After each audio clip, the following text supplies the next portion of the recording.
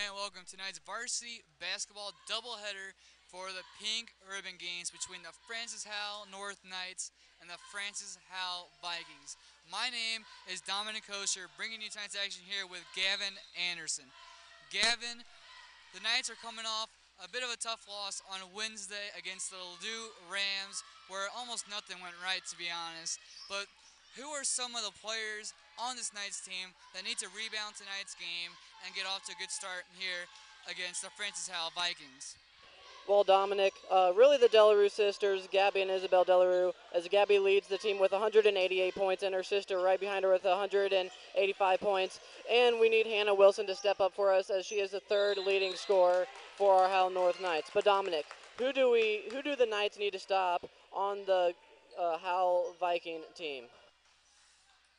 Gavin, the Knights, or the Vikings rather, have a somewhat different attack than most teams. Some teams usually have that one player that stands out more than the rest, but this Vikings team is well balanced all around. Tion Taylor, their number 2 point guard, as there's a foul called there against the Vikings. Tion Taylor leads the team in scoring with 15.8 points per game, but after that, she's the only person in double digits, Gavin, and it shows how balanced this team can be as they are off to a remarkable start to this season with a 10-7 record. Yeah, Dom, that's right. They only have one player that has above double-digit points as an average, but really, if we can keep them well balanced on defense, I really think we have a shot at winning today's game. As it is taken down court by number 2, Tasia Taylor, as it is missed and rebounded by number 14, Grace Stevenson. Passed to Hannah Wilson. Pass to Delarue. Delarue back to Wilson. And shot by Maddie Stock, but missed. Rebounded by Grace Stevenson. And a foul has been called. Gavin, the Knights are going with a little bit of a different look tonight. Grace Stevenson did not start in their last game, but it looks like Coach Don Hahn is trying to get a more veteran presence out on the court with Grace Stevenson, and right there it worked as she was able to gain the rebound and draw a foul, which will lead to a Knights possession. Yeah, as it is passed to number 32, Stock, who misses it, but is rebounded back to Isabel Delarue, who shoots it, and that is our first points of the game. Gavin, Isabel Delarue has been one of the top scorers all season long for this Knights team. She got the team off to the scoring charts on Wednesday with a three-pointer, and now she's got the team off to a good start here with 6 minutes remaining with a jumper to make it 2-0 in favor of the Knights. As a good D by the Knights, as it is rebounded by Isabel Delarue. Dom, Isabel is just an all-around, player, along with her sister, which is definitely going to be a key, as that is stolen by number 2, Tayon Taylor, and that is made. Yeah, Gavin, Isabel has had a really strong season all around for the Knights.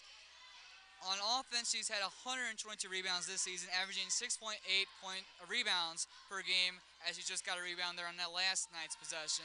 If she can continue her strong all-around play, it could be a big night for this Knights offense as she's called for a foul there on the layup attempt, and there'll be 2 free throw attempts for the Vikings. Gavin, in their last game against Ladue, it felt like the Ladue Rams had free throw attempts for days. They were heading to the line for a total of 9 times in the third quarter, which is just unacceptable by the Knights. But if they can play more disciplined defense tonight, they can play smarter basketball, they can have a much larger chance of beating their rival Vikings. Yeah, as Alexi Pellegrini made her first shot and her second one is made to give the Francis Howell Vikings a 4-2 lead with 5 minutes and 18 seconds left of this quarter. Pellegrini has been one of the top players all season long for this Vikings team, as they're still and an easy layup there for Tion Taylor. But back to Pellegrini, she's averaged the 3rd most points on the team with 8.6 points per game, as well as 6.5 rebounds per game. She's a really solid all-around player, and between her and Isabel Delarue, it could be a really strong matchup all night long. as Hannah Wilson steals the ball and to make it a 4-6 game as number 3 Taylor Russell takes it down the court. Tries to find somebody open, but it looks like it is going to be a kickball violation on Gabby Delarue. All right, Gavin, it looks like Micah Healy is the first substitution of tonight's game. Healy's averaging 2.2 points per game on a field goal percentage of 25. If she can shoot a more efficient game tonight off of the bench, it can take some pressure off of the starters and give the Vikings a more balanced approach on offense. As it looks like a late call against Gabby Delarue has been made. And it is stolen by Isabel Delarue, passes it to her sister Gabby Delarue as they drive it down the court. Pass to Maddie Stock as it is passed back to Stock after being passed by Delarue, and the shot is missed, and it looks like it is going to be Knight's ball. This is a really strong start for junior Hannah Wilson tonight, Gavin. She's forcing errors on defense, errors on offense as Gabby Delarue tries the three, unable to get. But there's Hannah Wilson again getting a rebound. On the last possession, she forced the ball to go off of a Viking, and she was able to get the rebound and get a possession for the Knights. She's also got 2 points so far and has been playing strong defense as well. 3-on-1 here for the Knights as Mary Stock passes to Grace Stevenson. Stevenson makes a move and gets blocked. It looked like there might have been a foul there, but no foul wasn't called. But it is a foul against the Knights.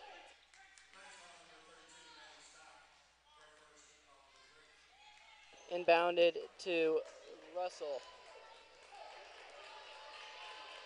Russell passes it to Taylor. Taylor drives it up the paint, passes it to Izzy Dave. Drives it up in the paint, and a layup is made by number 2, Tyon Taylor. Sydney Russell there showing her agility out of that point guard position, getting past a couple nice defenders, and even beating Hannah Wilson in the paint at a major size disadvantage. As another foul has been called, it looks like, on Gabby Delarue. Dominic, Gabby Delarue has been drawing quite a bit of fouls in this first quarter. What does she have to do in order to stay in this game late in the game? Because we cannot afford to lose Gabby Delarue. You're right about that, Gavin. In their last game, Gabby Delarue did not play a single second in the second half, which was a crucial loss for this Knights team. She's one of the most important players on the Lady Knights. What she needs to do is play more conservative defense. Don't play too physical. Don't go for the blocks. Allow the defender to come at you, and don't make contact.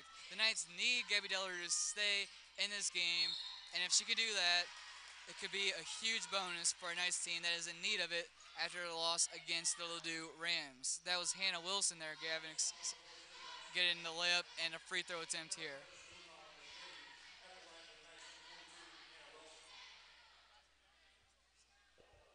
As Hannah Wilson makes her first shot, making it a 5-8 game with 2 minutes and 56 seconds left in the first period. If Hannah Wilson was on the Vikings, she'd be the second leading scorer. But this Knights offense has multiple top offensive players, especially with Gabby Delarue and Isabel Delarue. As you mentioned earlier, Gavin, both are averaging over 10 points per game. As it looks like it will be heading back the Knights' way, inbounded by Isabel Delarue to number 32, Stock. A high pass to Katie Richardson, but that shot is missed and rebounded by the Vikings, and it is tipped out of bounds by number 12, Richardson. As there is 2 minutes and 32 seconds left in this first period, as it is still 8-5 Vikings.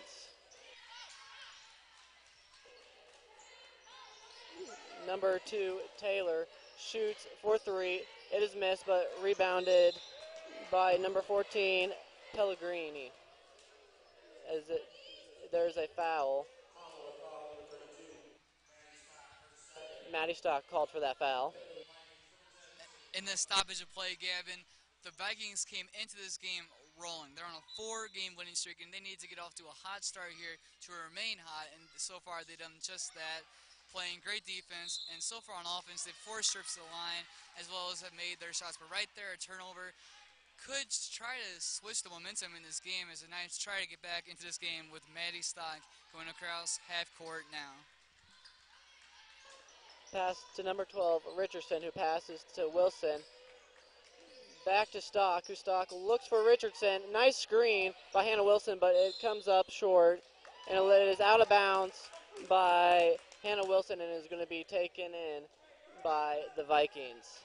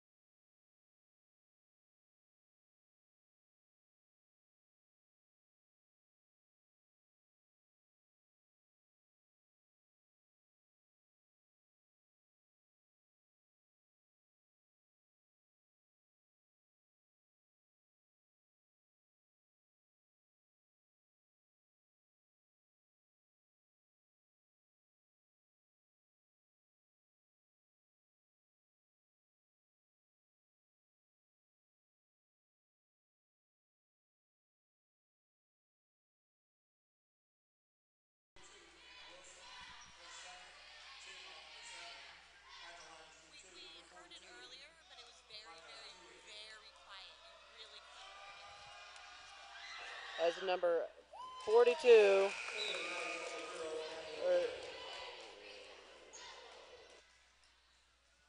42, Miku makes that free throw. Her second free throw attempt is made to make it a 12-5 game. The Vikings leading with just 1 minute left in the quarter. Coming back into the game for the Knights for the first time tonight is Patty O'Leary. Patty O'Leary's had a really strong couple of games recently, including a buzzer beater against Fort Zumwalt West just a couple of nights ago. She's playing with added momentum. If she can continue it tonight, she could have a really strong performance again here against the Vikings.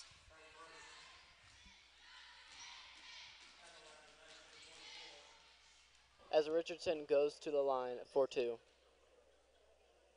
First one is made by Katie Richardson to make it a 6-12 game with 51.7 seconds left.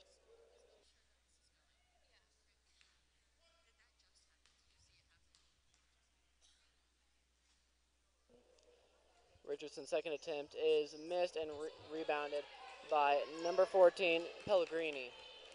Pass to number 3, Russell. As time is ticking down with 40 seconds left, pass to number 15, Jane Thompson. Russell looking for somebody. It looks like they're going to just run out the time here. Not really trying to get a shot off, as the Knights defense still looks to add pressure with 20 seconds left to play in this first quarter.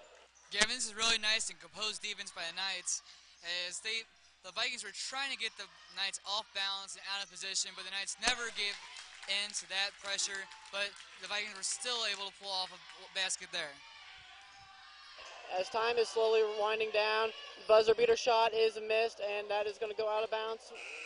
And nope, it is inbounds, and that is the end of the first quarter with the Francis Howell Vikings leading 14-6 over the Knights. So Dominic, kind of a rough, first half, but what did you see in that first quarter that could have been good or bad?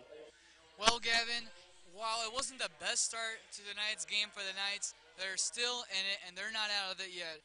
On Wednesday, the Ladue Rams got off to a really hot start that kind of knocked the Knights out of the game early on. But so far tonight, the Knights have remained in tonight's game. It's still a single-digit lead that the Vikings have. And if the Knights can shore up some of their holes on defense, as they have allowed a few too many easy open shots like layups and jumpers inside the arc, they just need to stay a little bit more strong and steady on the defensive end. On offense, they need to take smarter shots. They haven't really gotten any open looks, mainly because the Vikings have played strong defense. But they need to be patient on offense, as the Vikings were at the end of that quarter. Be patient, allow someone to get open, create some screens, and see what can happen. Because if you can do that, then someone's going to get open more times than not. Once again, this is Dominic Kosher and Gavin Anderson bringing you tonight's action here on FHNtoday.com/live in the first game of tonight's doubleheader of varsity basketball against the Francis Howell Vikings. As the Knights are coming out strong on defense, it looks like their coach, put some little extra motivation into them to play a better second quarter, as it is passed to Gabby Delarue. She is back in the game after taking a couple fouls and makes that, as it is now a 14-8 game with 7 minutes and 30 seconds left. Gabby Delarue is showing how dangerous of a scorer she can be. She can beat you from outside the arc. She can beat you from inside the paint. She's versatile and improves a difficult matchup for almost any defender in the area. And that is an offensive foul called against the Vikings. And this place is starting to get loud, Gavin. And the Knights are starting to use that energy off to a good start here in the second quarter. As it looks like it was a travel called against Pellegrini.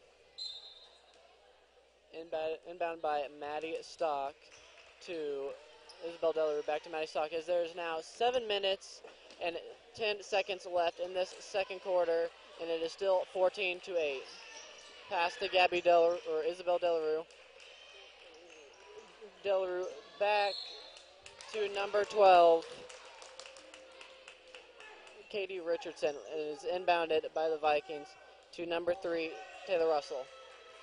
Russell crosses half court, passes it to Taylor, as it looks like there was a screen set up, but Gabby Delarue was on top of the screen, and it looks like there's going to be a foul called on the Knights.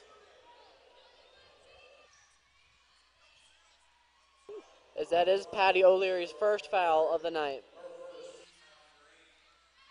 And that is going to bring number 2, Tayon Taylor, to the line for 2.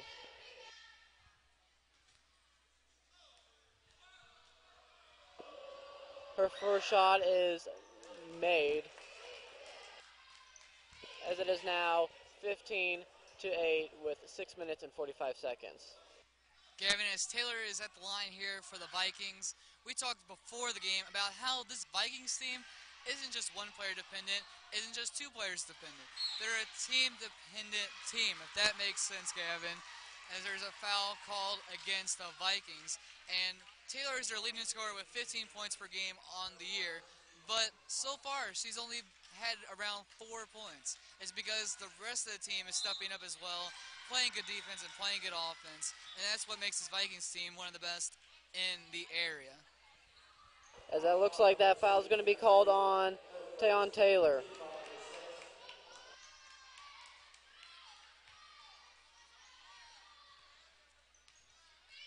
As that is passed to Gabby Delarue, back to her sister Isabel Delarue. to Richardson. Richardson looking for somebody, passes it to Gabby Delarue. She goes up and misses it, but rebounded by Richardson, and it looks like it is going to be a travel call on the Knights.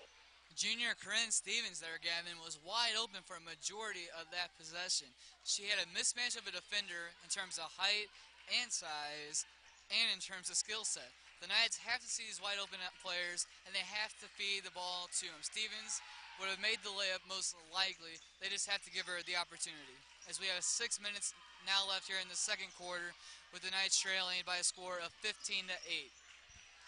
That is shot 4-3 and is missed, and rebounded by Isabel Delarue. Pass to her sister Gabby Delarue as they pass half court back to her sister Isabel, and a screen is set up, pass to Katie Richardson to Patty O'Leary, but it's just a little bit high and out of reach, and it is going to be another turnover for the Knights, as that was wide open for, looks like, Taylor Russell. That was a really solid pass there by Katie Richardson to Patty O'Leary, but just went off the hands. It was a little bit too risky, even though the execution was there. The idea might not have been the greatest for the Knights, as it led to a wide open basket for Russell. That's number 23, Dab, looks like is made for three, as that makes it now a 20-8 game for the Vikings, and that is the first timeout for the Knights. All right, Gavin, as we have 5 minutes left to play here in the second quarter, this Howell Vikings team, they've been strong on offense throughout the game so far, and that has been without the three-point game. Now, they just hit their first three-pointer of the whole game so far with 5 minutes left to play in the second quarter. If they can add the beyond the arc game to their game and to their offense, it might be too difficult to stop this entirety of the Vikings offense.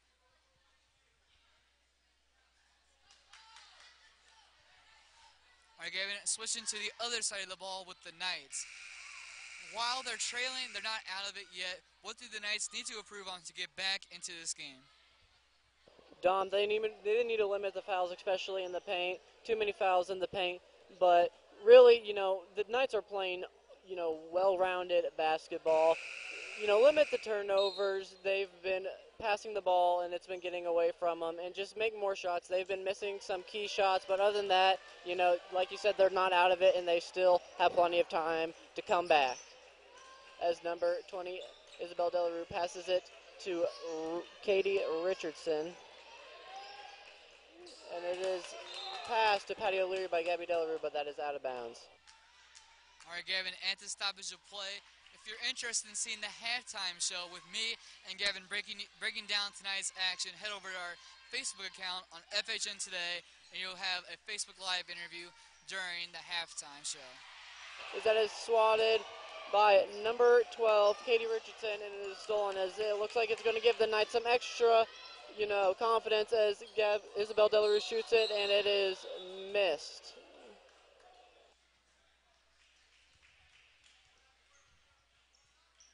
It looks like number 12, Richardson, is going to go to the line.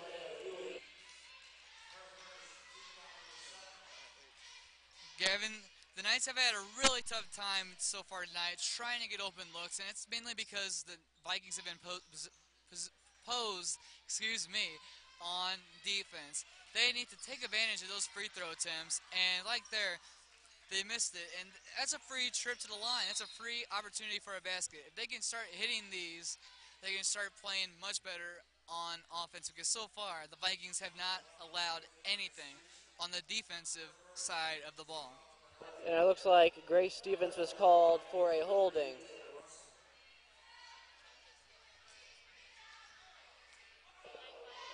As number 3, Russell, shoots one and is missed, and it is going to be rebound by the Vikings, as there is now 4 minutes and 10 seconds left of the first half, and it is 20 Vikings, 8 Knights. Russell trying to find somebody open. Nobody's really getting open, but a screen has been set, but it is not successful. It is passed to Taylor. Taylor still looking for somebody open. Looks like another screen is trying to be set, but really they cannot have their screen working. as it is stolen by number 12, Richardson, but she throws it away, which is another turnover, which they cannot, they cannot afford to give too many more turnovers. Exactly, Gavin. The Knights did a really good job in eliminating the turnovers in the first quarter, but now in the second quarter, showing a little bit of fatigue so far, and they're starting to get a little bit too loose with their passes. And right there, they had a great defensive stop to force the turnover, but then on the next pass, they turn it over. Here's Gabby Delarue wide open from three, but that's off the rim. Here's Grace Stevenson now.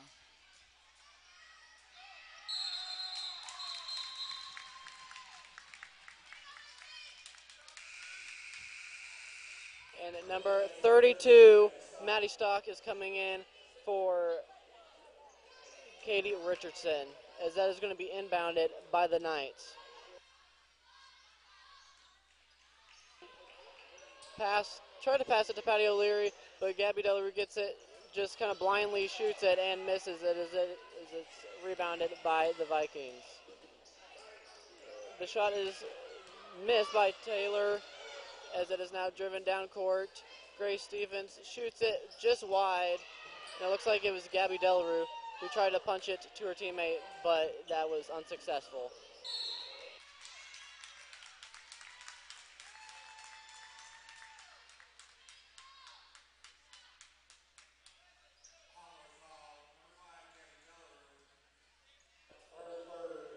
As that is Gabby Delarue's third foul of the game, as that is going to send number 23 Izzy Deb to the line for two. First one is made to make it a 21-8 lead with 2 minutes and 51 seconds left. Coming into the game for the Knights are Mackenzie Pugh and Hannah Wilson. They have one of the better on the court chemistries on this team. They're in publications together. They've been playing basketball together all these years. With chemistry like that, they can provide better communication, more accurate passes, more accurate scoring opportunities, and it can really help the Knights in a big way.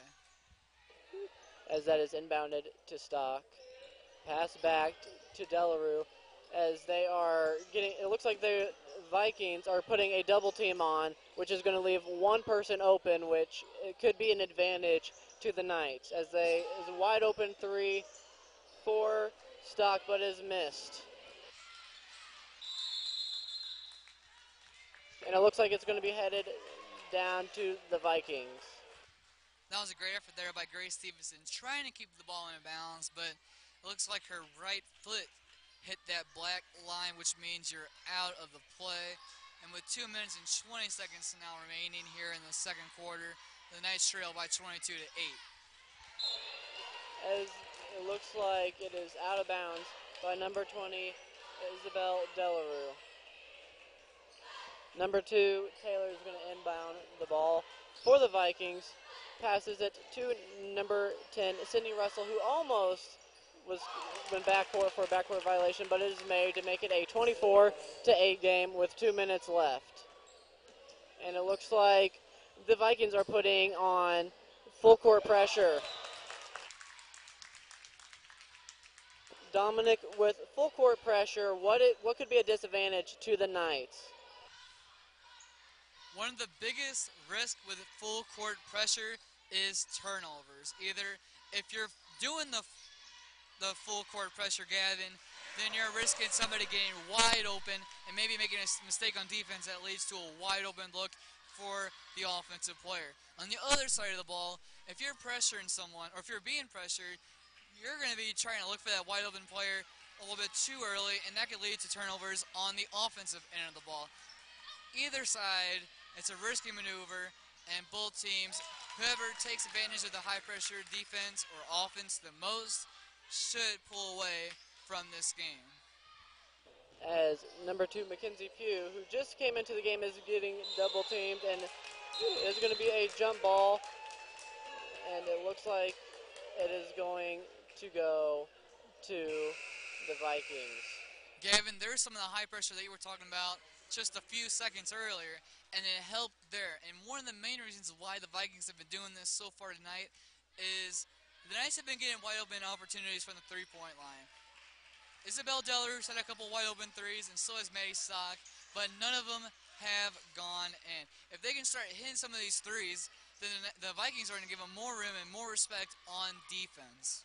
As we have under a minute left to play, we have 50 seconds. It looks like the Knights are putting more pressure on defense to limit some scoring plays going into half, as that is a 3-point shot by Izzy Dab, and it is made to make it a 29-10 game. Izzy Dab getting on the board there for the first time tonight, showing how versatile this entire Vikings offense can be. She hasn't been too much of a factor tonight, but as soon as she gets the ball, it's a wide open opportunity, she sinks it, and it's a huge basket there for the Vikings. As it is passed to Hannah Wilson, and it looks like a foul is going to get called on the Vikings, and that is going to send Hannah Wilson to the line.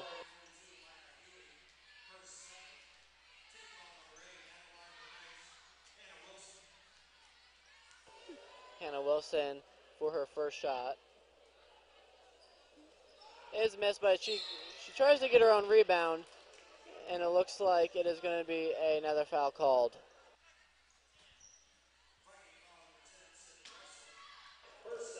Number 10, Sydney Russell, was called on that, as that is going to send Hannah Wilson back to the line.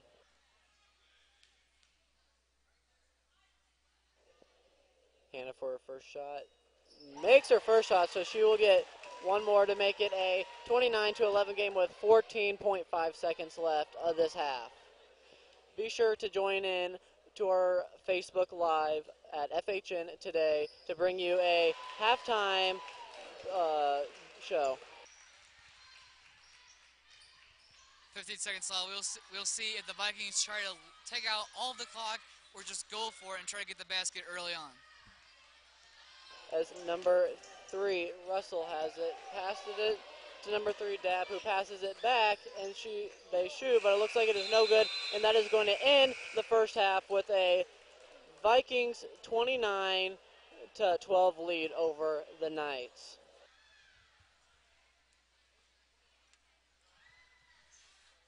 Well, Gavin, it was not the best half for the Knights, if we're going to be frankly honest. They're going into the half trailing 29-12, as you mentioned.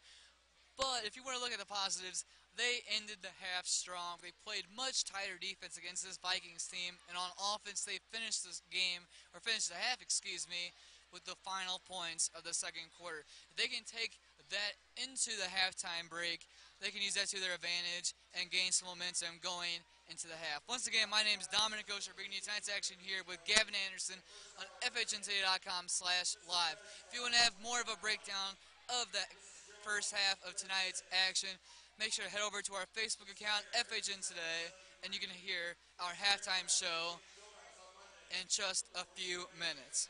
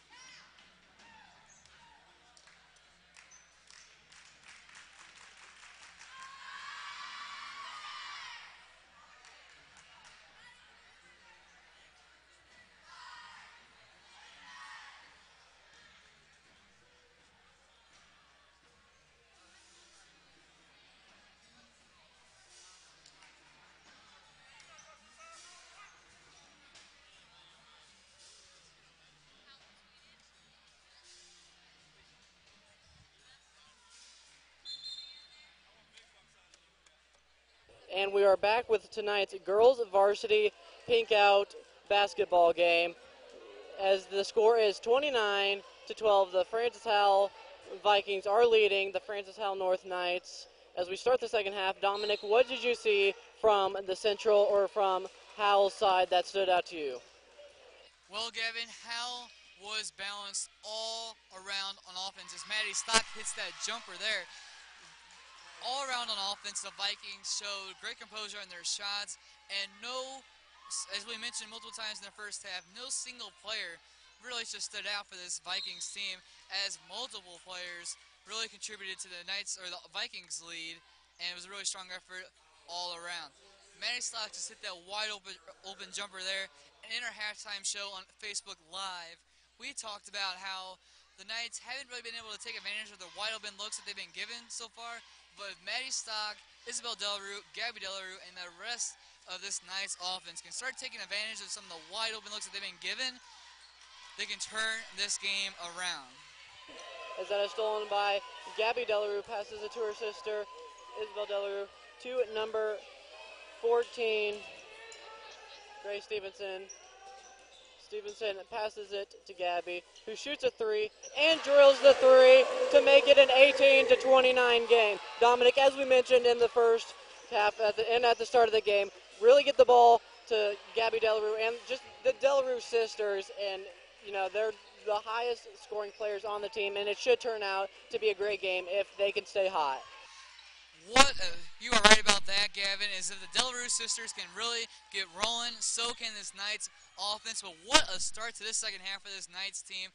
We mentioned during the halftime show that if they can get this crowd back into the game, then anything can happen. Right now it's just an 11-point game. It was a 17-point game just a matter of seconds ago. This Knights team is coming out soaring here in the second half with Gabby Delarue and the rest of the offense looking really strong, as well as they have done on defense. Yeah, Dom, as you mentioned, if they keep on, scoring more points to, get the crowd into this. The crowd is already into it. They're electrifying right now. And if we can just continue it, as that is a wide open three, but it's missed. But if we can continue what we're doing, the crowd's already getting loud. It's already electrifying. And, people are still piling into the gym here at North. As it is passed to number 14, Stevenson. Stevenson to Stock, and Stevenson to Delarue, back to Stevenson, and it looks like it is going to be a jump ball.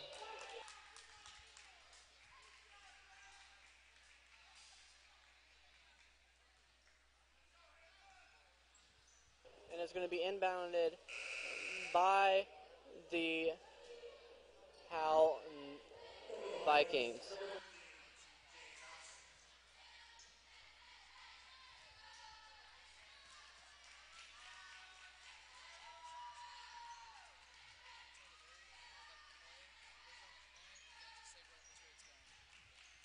As it is passed, and it looks like it is going to be a traveling called on number 14, Pellegrini. So we mentioned how the electrifying crowd, as you mentioned, Gavin, can positively affect the Knights. It can also have a negative effect, as it probably should, on the Howell Vikings. And so far, they're looking a little bit nervous on offense, which you did not see as Maddie Stock hits that jumper. She's now got 4 points here in the second half alone. But if the Knights crowd can continue this loud volume, then it could be a long night for this Vikings team here in this second half. It's only a 9-point game now, and the Knights are cutting this lead down bits and pieces. With 5 minutes left here in the third quarter, the Knights trail by a score of 29-20.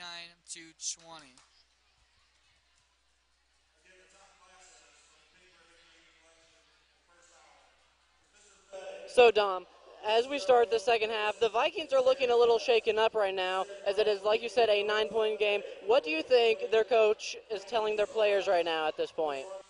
Well, Gavin, I'm pretty sure that their coach is telling them, all right, take a deep breath, calm down a little bit, and get back into that form in the first half. In the first half, they were composed with all of their passes. They played them all out. None of them were too risky, and they took smart shots. So far, they've had a couple of turnovers, have had travels called against them, and more. And so far, they just looked a little bit nervous. If they can calm those nerves down, they can try to get back to that lead in the second half. But a really strong start by this Knights defense, putting the pressure on the Vikings as well as the Knights faithful. As it is passed to number 15, Thompson, back to number 2, Taylor. Looking for somebody open, can't really find anybody open. Passes it to 23, Dab, who passes it to number 3, Russell. Going around the court trying to find, somebody open or just find a shot, which there's really none, as the Knights have been put on some great pressure, as that was almost a backcourt violation. It looks like the Knights here have stepped up their defense. You're right about that, Gavin, as assistant coach Matt Watson is roaring on the sideline. He loves what he's seeing out of his Lady Knights, as they are putting more and more pressure on the Vikings every time they touch the ball. They have 2 seconds to think about what's going to happen next, and that's not enough time to make a smart basketball decision. Great stuff so far by Matt Watson's Lady Knights. As number 5, Gabby Delarue, is wide open for 3 and drills it to make it a 6-point game. The Knights are coming back here with 4 minutes and 10 seconds in Dom. As you can see, the crowd is starting to really get into it. The benches are starting to get into it, and it looks like the Knights are making a comeback. Gavin, this comeback and turnaround can be in a novel someday. This looks like a whole new Knights team in the second half. They have kept this Vikings team off the scoreboard for over half of the third quarter. This has been unbelievable, and what Don Hahn and Watson said in the halftime break is looking like it worked. As Gabby Delarue passes it to number 14, Stevenson, who passes it to Stock. Passes it back to Stevens, and now Gabby Delarue shoots it for a layup and just misses it. And it looks like there's going to be substitutions for the Vikings. Number 42, Mick Hugh, comes in, and number 12, Amanda Mathewson, comes in. Yeah, Gavin, it looks like the Vikings are trying to get some fresh legs onto their court, and it looks like they're looking a little bit fatigued in this third quarter so far. So trying to get 2 new players in, trying to get the help. But here comes Isabel Delarue on the break, goes for the layup, it's blocked, and it looks like she stepped out of bounds. It'll be possession for the Vikings. They get away with the one there, but once again, the Knights putting the pressure on this Vikings team, forcing a turnover, and still, with 3 minutes now remaining here in the third quarter, the Vikings do not look comfortable on this Howell North court. As Russell crosses half court, and it looks like it is going to be batted by Isabel Delarue, and trying to find something, and is out of bounds, but it looks like they're going to give it back to Howell Vikings as Isabel Delarue pushes her out of bounds. Number 15, Thompson, passes it to number 3, Russell, and it looks like they're trying to find something to get started here, but they just have not really found anything, as it looks like number 2, Taylor, was wide open, but it was knocked out of bounds by the Knights, and that is going to be inbounded by the Vikings. Number 15, Thompson, to inbound the ball for the Vikings. Passes it to number 3, Taylor Russell. As there's now 2 minutes and 40 seconds left, it is still a 29-23 game. Still a very close game here in this second half. As the shot is wide, and that shot is wide, and it looks like there's some miscommunication there, and that is going to go the Knights' way. Dominic, it looks like the Vikings are starting to fall apart now. Gavin, I have to agree, but they're not falling apart all the way yet. They still have a 29-23 lead. They haven't been able to get anything on the board in this second half, but they're still holding this lead. If they can try to force some turnovers on the Knights, then they can contain this lead. But in the last substitution, Corinne Stevens came onto the court as an offensive foul is called there against Gabby Delarue. But Stevens comes onto the court, and the Knights in that first half were kind of sank by fouls, Gavin, and they had multiple fouls, sending multiple Vikings to the free throw line. But with Stevens on the court now, she's one of the most disciplined players on the team, with just 22 fouls on the year as a whole. With a discipline like that, the Knights are trying to play some safe and sound defense. Like you said, Dominic, safe and sound defense, as that is made 4-3 by Jane Thompson, but Gabby Delarue just committed her fourth foul. She cannot afford another one, or else she's done for the night. So really, Gabby Delarue especially is going to have to play some good defense, but not overly aggressive defense, as there's now 1 minute and 35 seconds left of this third quarter, and it is 32-23. As Gabby Delarue gets the ball, looks for somebody open, and she's going to shoot a three, and just a bit short, but her sister, Isabel Delarue, gets a rebound and throws it on the legs of Tayon Taylor, and that is going to be inbound by the Knights. That was a great job there by the Delarue sisters. Gabby Delarue took the risky shot because she knew her sister was there for the rebound if things went wrong, and she was there to gain a possession for the Knights and just threw it off of the Vikings defender out of play for our Knights possession. As that is inbounded to Isabel Delarue. Pass to number 12, Katie Richardson. Richardson looking for somebody. Passes it to Stock. And that's going to be a timeout by the North Knights.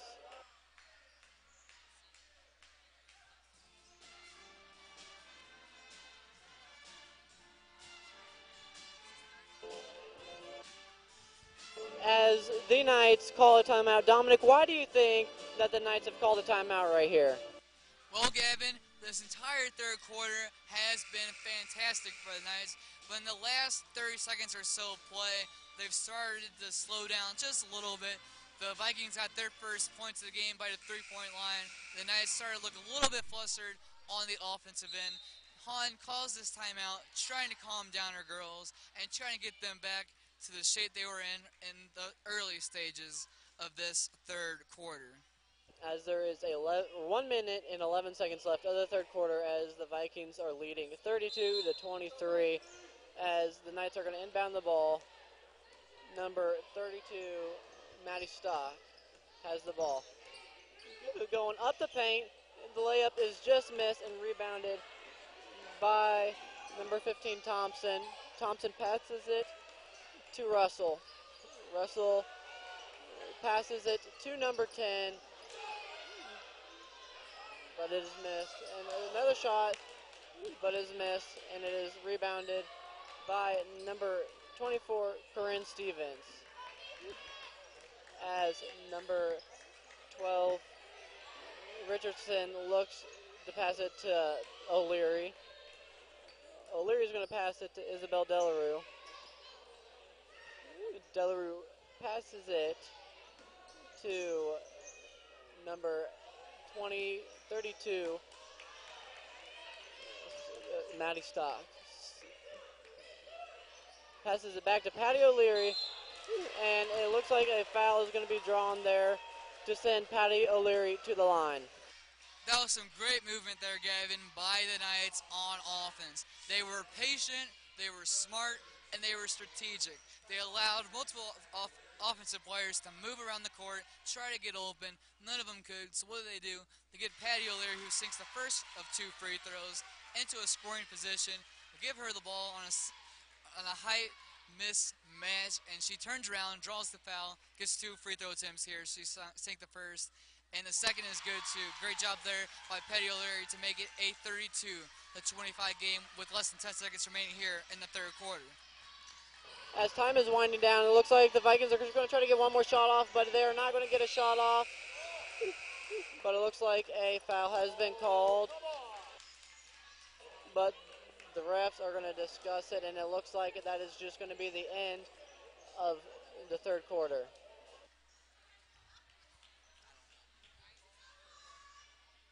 At the end of the third quarter, Gavin, the Knights have come back storming in this game.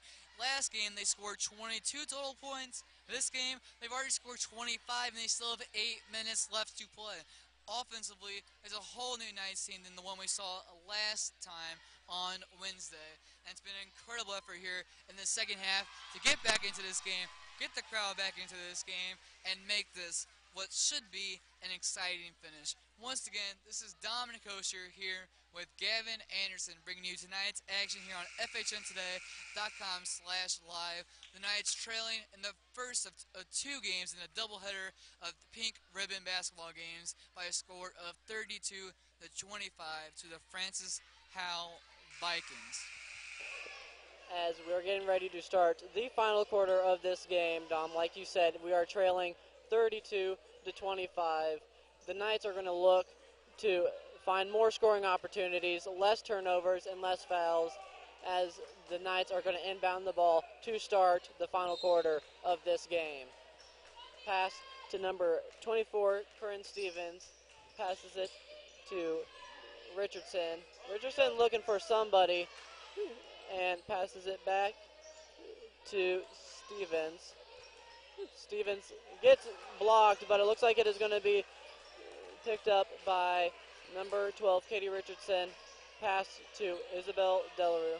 Delarue to Stock. Stock for three, and it looks like it bounces off the backboard, but it is going to be going to the Vikings.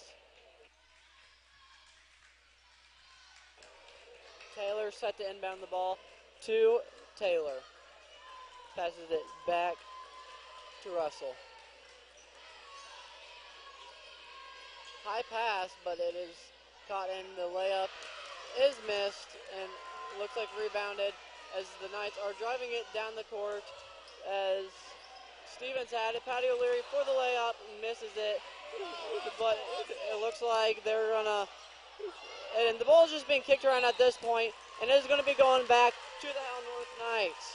Gavin, are we watching the Howell North basketball team or the Howell North soccer team? I don't know what we just saw there, but it leads to a Knights possession, and the crowd is really getting into it now. I don't know about you, Gavin, but I'm starting to get some chills in here. Yeah, Dom, like you said, I really don't know what happened, but this is electrifying basketball. This is the basketball that you hope to see. As number 12, Richardson, looks to Wilson, and that shot is missed, and it looks like it is going to be a foul called. Katie Richardson called for the foul. Set to inbound the ball is Taylor. Taylor passes it to Russell as there is 6 minutes and 35 seconds left, and the score is the Vikings 32, Knights 25. Number 14, Polirini tried to pass it to her teammate Taylor, but it looks like she was tripped up, and that is going to be a foul called against the Knights. Number 2, Taylor, set to inbound the ball. Passes it to Russell. All right, Gavin, so far in this second half, the Vikings have gotten off to an incredibly slow start on offense. They've only scored 3 points in a total of 10 minutes. One of the players that needs to step up is Tion Taylor. She misses a layup there. We talked about how balanced they are on offense, but when they do need someone to step up, it's got to be Taylor, as that was Maddie Stock who draws the foul to the distaste of the Howell Vikings faithful. As that is going to be a foul on the Vikings. Number 23, Izzy Dab, called for that foul, as it looks like it's going to be number 32, Stock, to inbound the ball. Passes it to Richardson. Richardson looking for somebody, passes it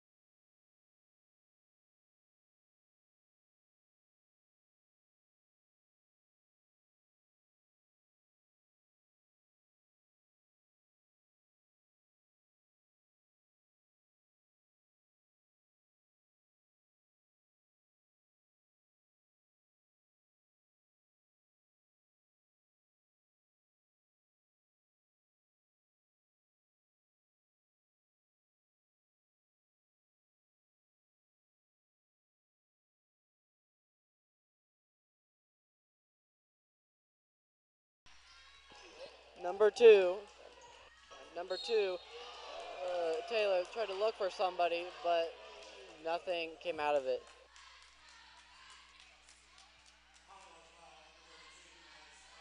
Maddie Stock there has been a key contributor to this night's rally. In the first sessions of the third quarter, she's the player that got the team off to a hot start. She sank a wide open three, and she did it again there when it was a little bit quiet in here, a little bit slow on offense. Maddie Stock hit the three, jump started the offense, and now it's just a 4-point game with 5 minutes remaining as Taylor heads to the line for 2 attempts at the free throw line. First one by Taylor is made to make it a 33-28 game with 5 minutes and 10 seconds left.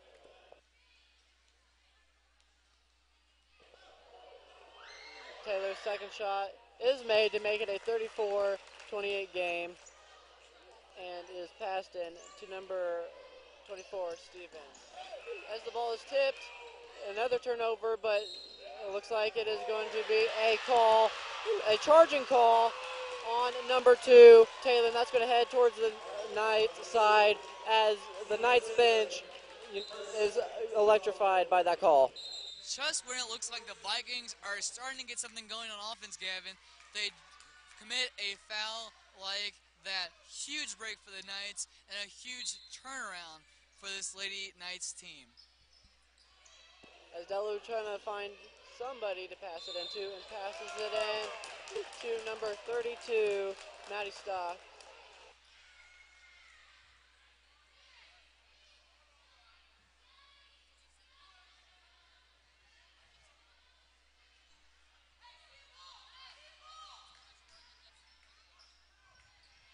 As inbounded to number 23, that passes it to Russell, back to number 23, and it looks like it is going to be a foul on number 42, Hannah Wilson.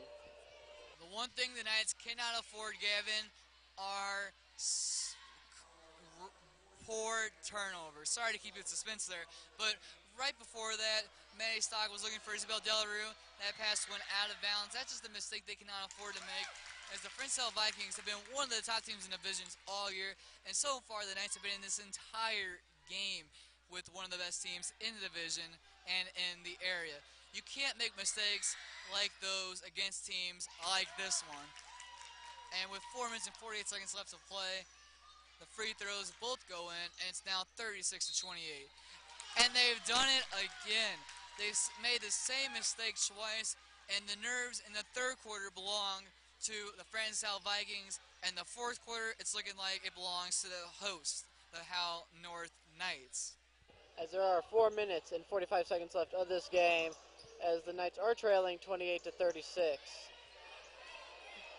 Russell has the ball and is looking for somebody to pass it to, but it's not really finding anybody, as Stevens is putting great D on Russell, as Maddie Stock tries to steal the ball, but cannot quite get to the ball. Still, great defense put up by the Knights, as it looks like number 2, Taylor, was wide open but did not find her, and it looks like it is going to be another foul called, as there's now 4 minutes and 16 seconds left, and it's still a 36-28 game. Gavin, it looks like the Vikings have kind of changed their strategy on offense.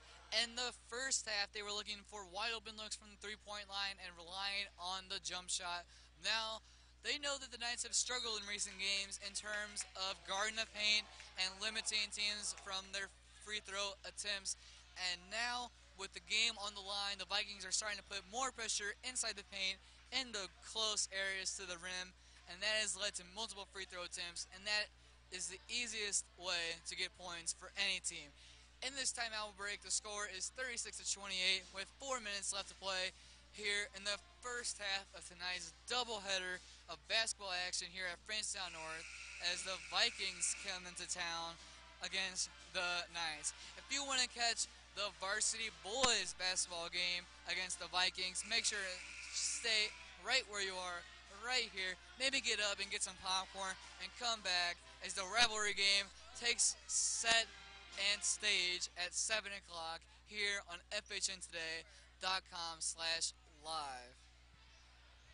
Yeah, be sure to join us after this game as Dominic Kosher and I will bring you that boys varsity game. Dominic, the way that this game is being played, the boys game is going to be electrifying, and I can't wait for that game. I cannot wait either. The Knights suffered a bit of a hard loss against this same Vikings team just a month ago, and you know that they, especially with it being a rivalry game, want to storm back on their own court and rebound well. With 4 minutes left to play, let's turn our tides back to this girls' game as Isabel Delarue takes on her defender Taylor with just now under 4 minutes left to play. Yeah, Dom, as you mentioned, there's under 4 minutes left to play as it looks like Maddie Stock has been past the ball, but it looks like the Knights are getting ready to bring Gabby Delarue into this game, which is a key player being down by, not too many points, but there's 3 minutes and 51 seconds left. So you need your top scorer to come in and help you win some games. Not just their top scorer, Gavin, as you mentioned, but also one of their top defenders. They've gotten off to a little bit of a slow start here in this fourth quarter. But with Gabby Delarue coming back on the court, she, as you mentioned, is one of the top offensive players on the team, and especially in that third quarter, she helped carry the team along with Maddie Stock to a strong offensive performance in that quarter. And they've missed her presence on offense and on defense. We'll see if she can turn the tide here in the fourth quarter. As Isabel Delarue has the ball, goes into the paint, shoots it, and makes it to make it a 30-37 game with 3 minutes and 30 seconds left. It is only a 7-point game, so there is still plenty of time to come back and tie the game and either take it to overtime or take the lead.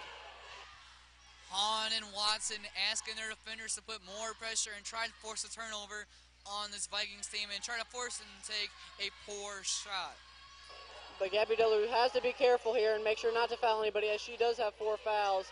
But the Knights are trying to take, a hard approach, but that looks like it is Gabby Delarue's 5th foul, and it looks like she has fouled out.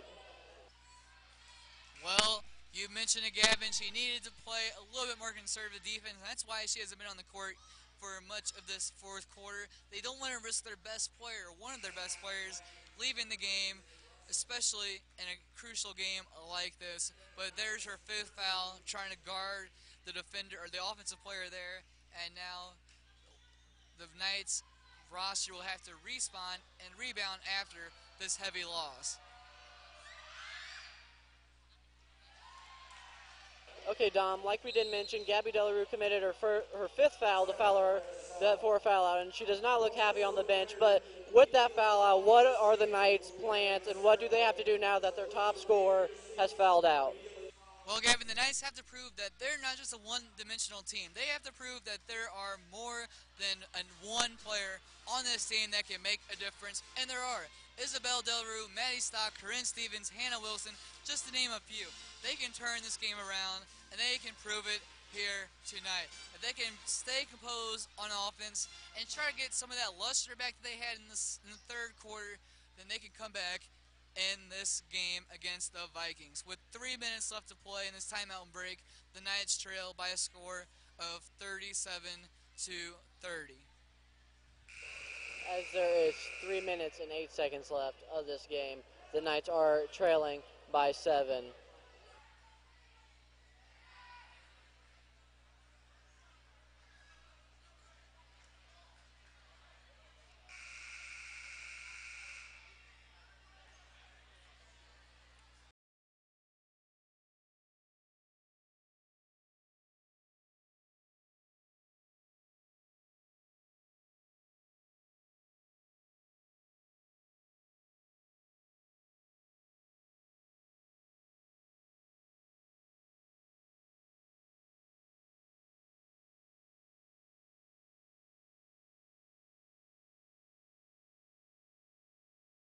Have to come up with either some deep threes or just threes in general, or come up with some turnovers, as it is passed to number 2, Mackenzie Pugh, and it is going to be a travel called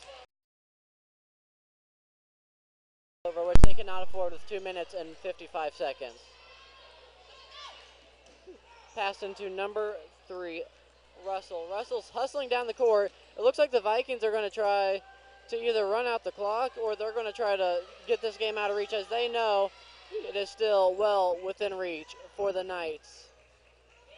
You're right, Gavin. This game is still just an 8-point game. In the first half, at the end of the first half, rather, if you were going to tell me with 2 minutes and 30 seconds remaining, it's going to just be an 8-point game, the Knights will gladly take that. They're not out of this game. They just got to stay composed, and they got to try to get this crowd back on their feet. As it looked like the Knights coach Hahn was trying to get their players to play more pressure defense, which they did towards the end of that play, but it did result in a foul, which is going to result in 2 free throws, which it is both made to now make it a 10-point game.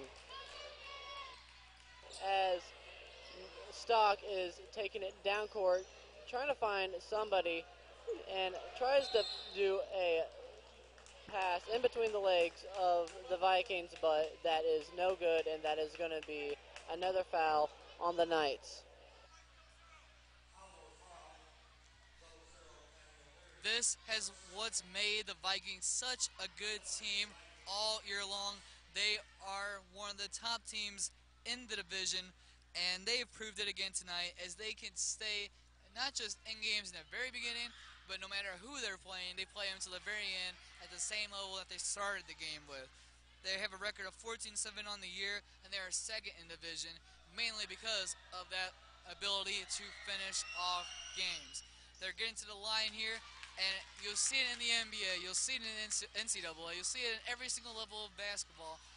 The good teams know how to win no matter the circumstances, and even with the crowd against them and almost a full crowd against them, they're still able to stay smart on offense and force fouls on the opponents, which is what it takes to pull away from a team of Francis Howell North's caliber.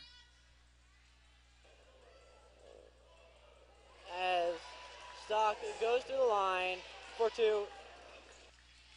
She makes her first one to make it a 10-point game with 2 minutes and 18 seconds left.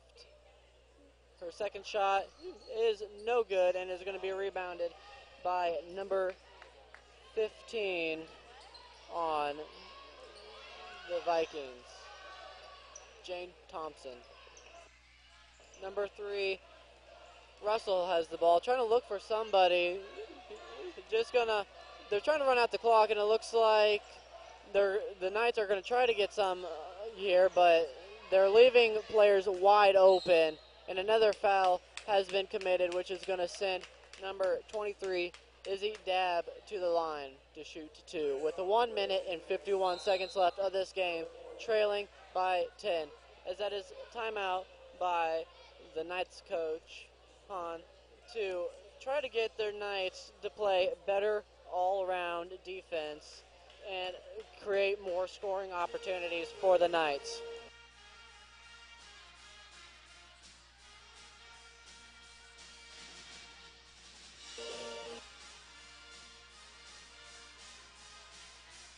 So Dom, as the Knights do call timeout here, Coach Hahn has obviously got to be discussing the defense. What do they need to do better on defense to get the ball back but not make turnovers? Well, Gavin, with just 1 minute and 51 seconds left, they're starting to run out of options here in a 10-point game. They have to put more pressure on these Vikings and try to force a turnover and try to get a quick score. If not, then just keep the Vikings outside of the paint. Do not force contact. Let them make their shots. Let them prove that they can win this game on their own. Don't win the game for them. That's what Hahn's telling her players, and that's what the Knights need to do on defense. On offense, they need to move, and move. They need to get some players open, set some screens, and try to get some quick points. With just a minute and 51 seconds remaining, they're running out of time to prove that they can come back into this game. Yeah, and this game is still exciting as more students are packing into the student section to see the Lady Knights try to make a late 2-minute comeback, which is still possible at this point, but we have to limit the fouls, limit the turnovers, make more shots, and play all-around better basketball, which they did prove at the start of the second half. If they continue what they did in the second half, it is definitely possible. As both free throws are missed, and the Knights are taking the ball down court, trying to find somebody wide open. They can't afford to waste too much time because they don't have that much time. As Maddie Stock makes that 2-pointer in the paint, and the defense is definitely coming alive. They're definitely playing defense, and it looks like they are trying to play double. They're trying to double team here late in the game, but that is going to be another foul to send number 3 Taylor Russell to the line to shoot 2. A great offensive possession there for the Knights as Maddie Stock waited for her options to open up, and then she's like, you know what, I'll just take it myself. And Petty O'Leary set a nice little screen there, and she was able to use her speed, use her agility to get inside the paint, and now make it once again, not a one possession game, but an 8-point game, excuse me. With just a minute and 29 seconds left, Russell is here at the line for the Vikings. As that one is missed, and it is still only an 8-point game with 1 minute and 30 seconds left. If the Knights can get the rebound, take the ball down court, and really put more pressure on, they still have a shot. It's a slim shot, but anything is possible in this game. As her second free throw is made to make it a 9-point game, and it looks like the Vikings are going to keep all 5 of their players on the other side, try to get some blocks in. Number 20, Isabel Delarue, goes up, and it looks like there's no foul called, but it looks like there was possibly a foul. And it looks like it's going to be out of bounds on the Knights, and it's going to be sent back the Vikings' way with 1 minute and 20 seconds left, and it is 42-33, and another foul has been called.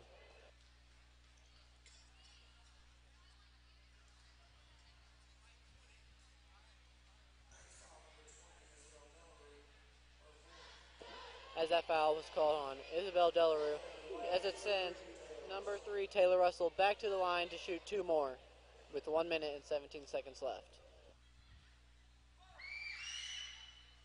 Her first one is made to make it a 43-33 game. It is now a 10-point game. Dom, it looks like this game has just now gone out of hand, but there is still a very slim chance. But at this point, it looks like if she makes this next one, which she does, this game is pretty much now out of hand.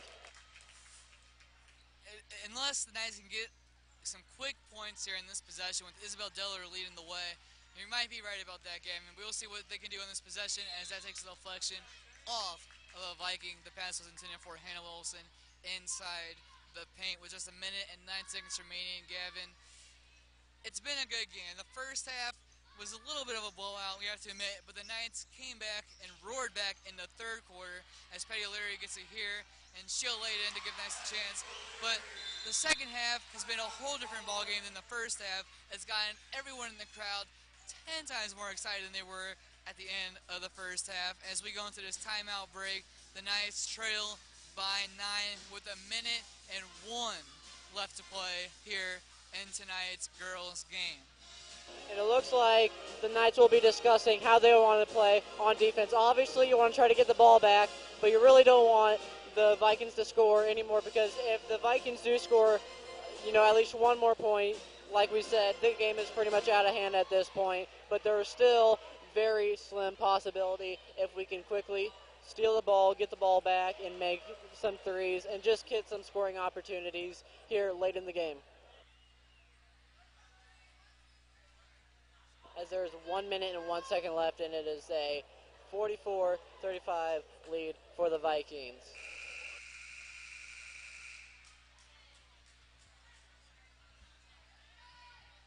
As we come back into play, number 23 for the number 15, Jade Thompson passes in the ball, and it looks like that is going to be another foul. So it looks like, Dom, that they're going to be sending players to the line to shoot some twos. But really, if they score any more, I don't think that they'll have a shot at coming back and winning this game. Yeah, Gavin, usually when a team's trailing by this much with this amount of time left in the game, their one strategy on defense is to bank on free throws. As that one goes in and out for the Vikings, it's a game that doesn't show much leverage and much of a chance for the team that's trailing. But with 58 seconds left, if Taylor misses this free throw right here, which she does not, it could have changed the complexion of the remainder of this game. But the timeout is called by Howell after they make the free throw, and it is now a 10-point game with 58 seconds remaining. As I say that, the varsity boys team is starting to come into the game now. They're in the exit of the Howell North Gym. If you want to catch that game, remember at 7 o'clock, come back to FHNtoday.com/live. Gavin, I talked with head coach Daryl Davis of the boys team earlier in the day on a Facebook Live interview, and I asked him, why should someone come out to tonight's game, or if not come out, why should they watch the live stream of tonight's game? And he told me, Dominic, what else is a high schooler going to be doing on a Friday night that could be better than watching the Francis Howell Knights play their biggest rival in the Francis Howell Vikings? So if you're watching, tell your friends, tell your family to tune in tonight's game, and it's sure to be a good one. We still have 45 seconds left to play here in this girls game before we get to the boys game, as Hannah Wilson draws the foul as she attempted to lay up there with 42 seconds left. She'll have 2 free throw attempts here for the Knights. As you did say, Hannah Wilson does draw that foul to try to get the Knights within 8.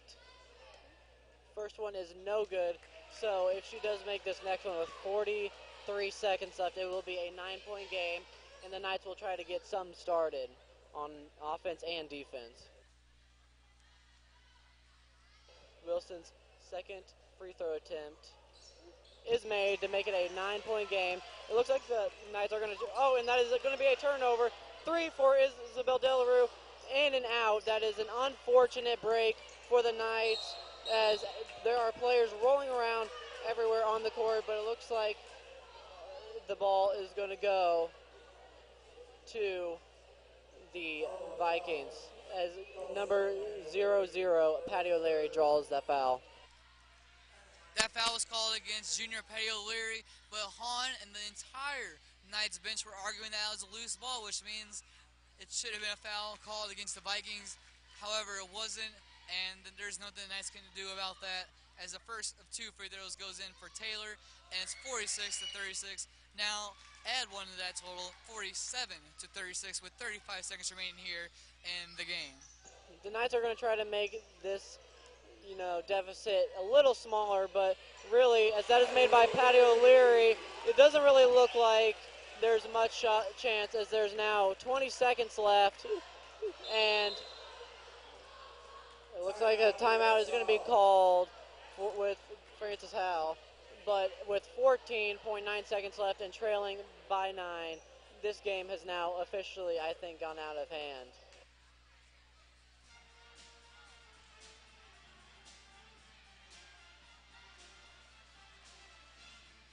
Well, Gavin, earlier you mentioned how anything can happen in this game.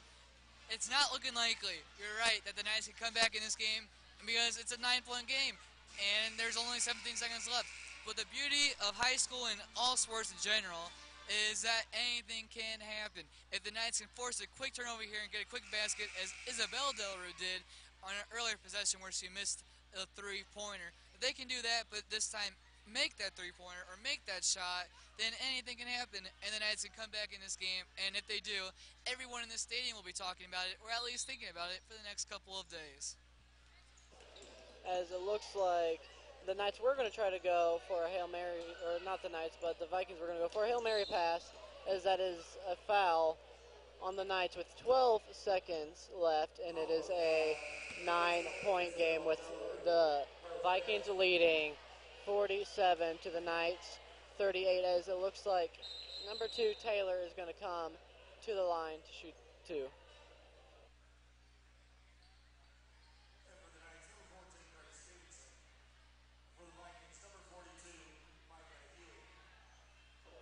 As Taylor goes up for her first shot, makes that, so she will get one more to make it a 48-38 game.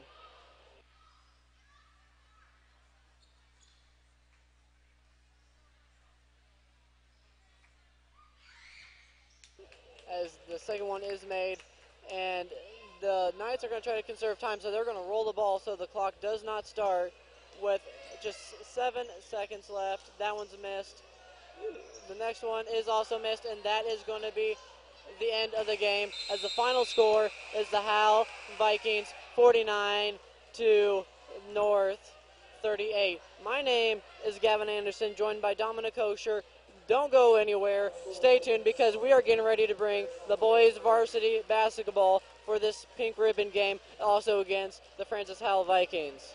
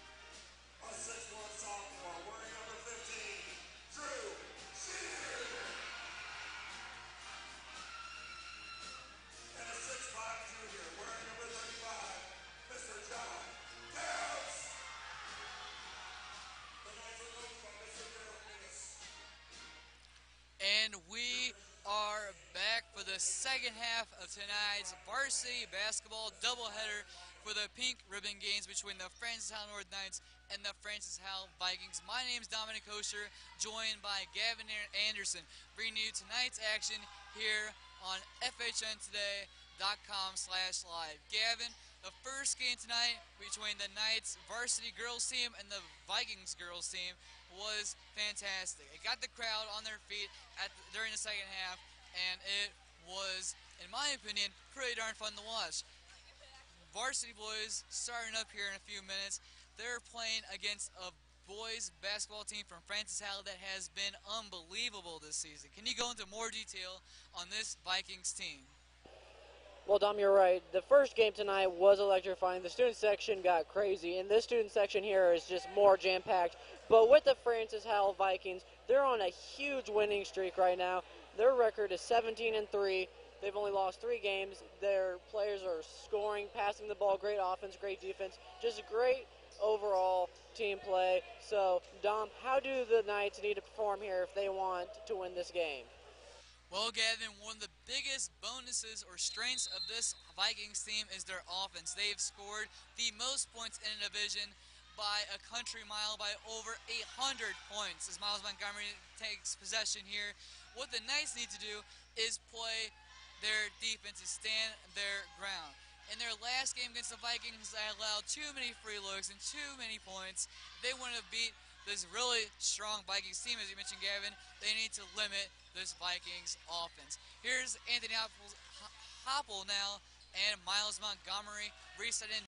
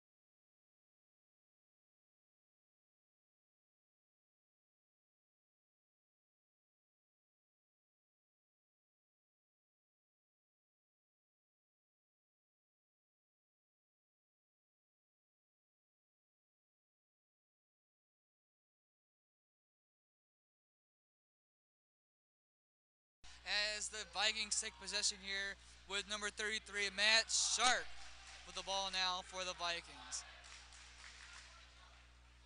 As you can hear, the Vikings faithful are here tonight as well, as they have a packed student section, as well as the Knights have a packed student section. This game is now tied as the Vikings get inside and lay it up and in to make it a 4-4 ball game. Anthony Hopple with a pass there to junior Drew Shear.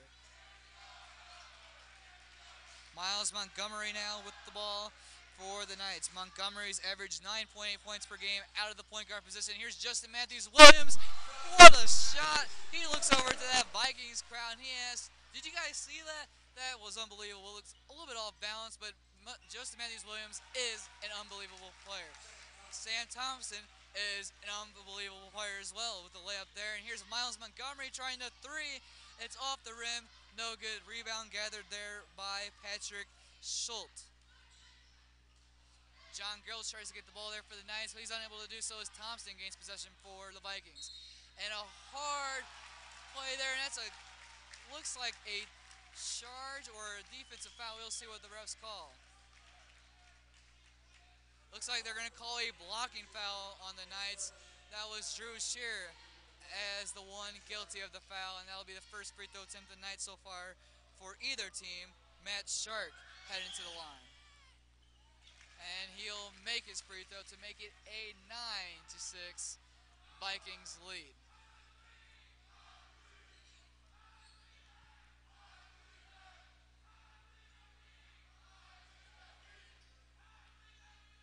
Here's Anthony Hoppel now, and he passes out to Justin Matthews Williams. That is the last guy on the court. You want to leave wide open, but this time the Vikings get away with the one. And it takes a deflection off of the rim. And here come the Vikings. And here is number 10. That looks to be Mark Simmons with the layup. And a timeout called by head coach Daryl Davis and the Francis Howell North Knights.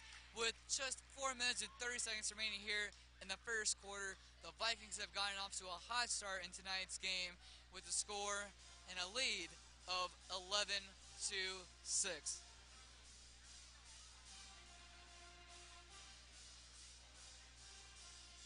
All right, once again, my name is Dominic Osher here with Gavin Anderson. And Gavin, the Knights got off to a decent start, but since then it's been all Vikings. What have the Vikings done well in the past couple of minutes of play? Dominic, the Vikings have really put great pressure on the Knights, forcing turnovers, really not giving them any scoring opportunities. And when it comes to offensive possession, the Vikings have really, capitalized on their scoring opportunities. You're right about that, Gavin, as they have used everyone on offense, but especially that 6'8" Sam Thompson. He's gotten open in the lane multiple times, and even when he doesn't go for a shot, the defense is drawn to his big size and his big wingspan. They defend him, but then someone else is going to get wide open. The Knights had to find a way to limit Sam Thompson in the best way that they can. Here's Montgomery calling for Justin Matthews Williams. Matthews Williams gets past two defenders. What a move there. He's looking for Anthony Hopel. He's unable to do so. And here come the Vikings, and now it's number 4. That is Matthew Simmons.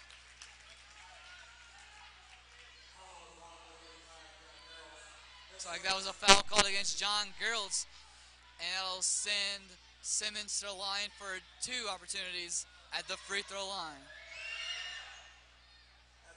First is no good for Matthew Simmons. Simmons is averaging 10.7 points per game this season, and from the free throw line, he has been strong. He's shooting 54% as he makes his second there. 12-6 now in favor of the Vikings. Here's Justin Matthews Williams now with Miles Montgomery getting into his position for the Knights.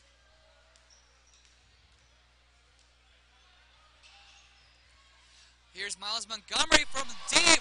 What a shot there by Miles Montgomery. Miles Montgomery, one of the most dangerous players on this Knights team. We talked about his points per game average of 9.8, and most of that damage is through three-pointers. He's one of the most dangerous three-pointer shooters on the team, and he proved it there again for the Knights. That took the deflection off what looked to be Miles Montgomery again there, and that was Matt Shark who had possession for the Vikings. With 3 minutes and 38 seconds remaining, the Knights are down by 3. Here comes Simmons. Simmons lays it off to his fellow attacker. That was number 3, Patrick Schultz. And the layup is in to make it a 14-9 game in favor of the Vikings. Sam Thompson there got off to a hot start. Already has 6 points for this Francis Howell team. Here's Miles Montgomery, who sank a 3 in the last possession for the Knights. Looks to be an offensive foul called against Montgomery and the Knights, and possession will be restarted with the visiting Vikings.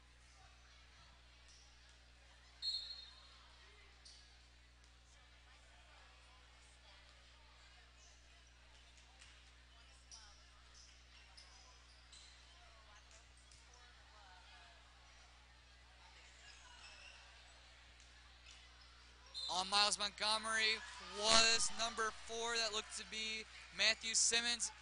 And it's an offensive foul called against Simmons. And Miles Montgomery did well there to draw the foul and win a possession now for the Knights.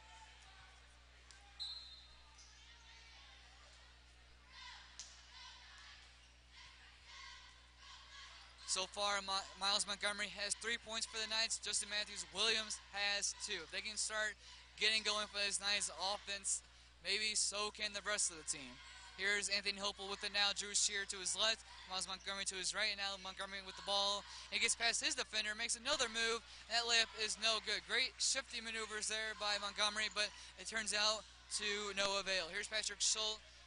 And now number 33, Matt Sharp. From deep, Simmons tries a three, but that's an air ball. And Anthony Hopel gets it for the Knights. Here comes Justin Matthews-Williams on the break. And he tried to put a move on Simmons, but he fooled himself, it looked like there, and the ball went out of play. And now, with 2 minutes and 16 seconds remaining, the Viking student section is starting to make some more noise. And Patrick Schultz will be defended by Justin Matthews-Williams on this next Vikings possession. Risky pass there by Schultz to number 33, Matt Shark. And here comes Schultz. Tried the layup, but it was no good, but it didn't matter as a foul was called against the Knights. Montgomery called for the foul there, and they'll take the inbound pass here with 2 minutes left here in the first quarter.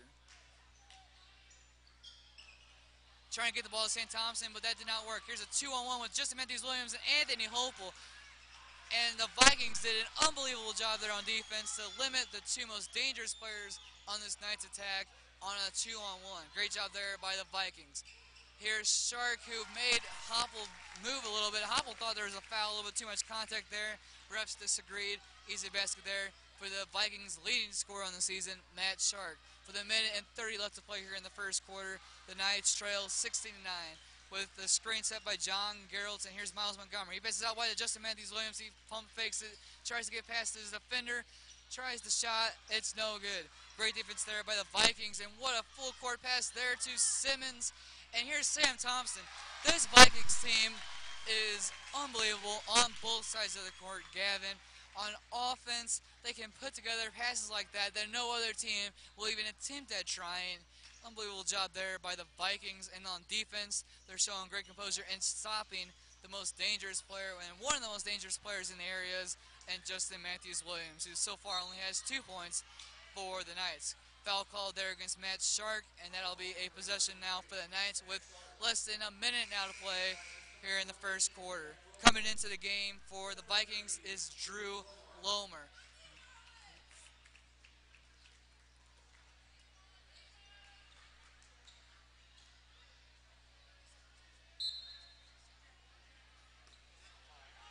And a turnover off the inbound there, and here comes Simmons. And Simmons will lay it up. It's no good. Great job there by Miles Montgomery, playing solid defense and getting the board for the Knights. Now 40 seconds remaining here in the first quarter. Montgomery defended by number 14, that is Jack Willem. Anthony Hopel's jumper is no good, and the rebound gathered by the newly subbed in Lomer. And trying to get the ball back for the Knights was Anthony Hopel. He's unable to do so, and it went out of play off of Hopel. And with 26 seconds remaining, the Vikings will try to take as much of the clock off as they can in the closing seconds. Here's Simmons. Simmons' layup is up, and it is good. Uncontested. The Knights playing too soft a defense there on Simmons. Here's Miles Montgomery now. 4 seconds remaining. Three's double team, and a foul's called there against the Vikings. With 2 seconds left, we'll see if the Knights can try to get this ball inbounds in enough time and try to get someone wide open. It's unlikely, but we'll see what can happen.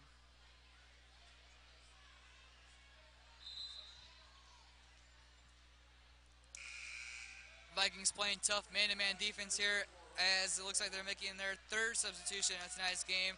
Number 24, Ryan Olwig, checks into the game for the Vikings. Olwig is the son of the varsity girls soccer head coach, Mr. Olwig. Here's Justin Matthews-Williams. He's triple team, and that is what you need to do to stop the most dangerous player on this Knights team, Justin Matthews-Williams. At the end of the first quarter, the Knights are down big at home here in the second half of the Pink Ribbon games, 20-19 to the Francis Howell Vikings. Gavin, in that first quarter, we saw a pretty similar core on the court for almost the entirety of the first quarter. Yeah, Dom, the Knights really feel confident with their 5 core players that they're keeping on the field. But after a while, it is going to start to hurt you, as players are going to start to get worn out and tired, as the Vikings are constantly making substitutions tonight. Just have a whole, organization full of great players so they can constantly substitute players, have fresh legs, and not miss a beat. And it looks like Gavin, as I'm checking the Francis Howell sideline right now, at the start of the second quarter, they're putting on some new faces. Looks like Max Smallwood is coming onto the court for the Knights, as well as senior Rizwan Hyder. Smallwood on the season, out of a guard role, has put up 4 points per game on a field goal percentage of 27%. However, he's been one of the most dangerous players on the team in the inside areas and getting to the free throw line. And when he gets to the free throw line, he is solid. He's scored on an average of 75% of his free throws this season. And if he can try to get some of those opportunities tonight, the Knights could really use that and try and jumpstart this offense. Here's Simmons with it now, and his layup is good. That's Mark Simmons laying it in for the Vikings to make it a 22-9 lead. Miles Montgomery trying to drive and then pass it out to Max Smallwood, but that's good defense there by Simmons and the Vikings. Ulwig with it now, and he passes it to number 3, that is Patrick Schultz. And Simmons' layup is up, it's good, and it's going to be a 3-point opportunity for the Vikings. They can do no wrong right now. On defense, they're playing stout lockdown efforts on all of the key players on the Francis Howell North Knights. Joseph Matthews-Williams, Miles Montgomery haven't really been able to get it going, mainly because of this tight man-to-man defense from the Vikings. That free throw is no good as Rizwan Hyder gets the board for the Knights.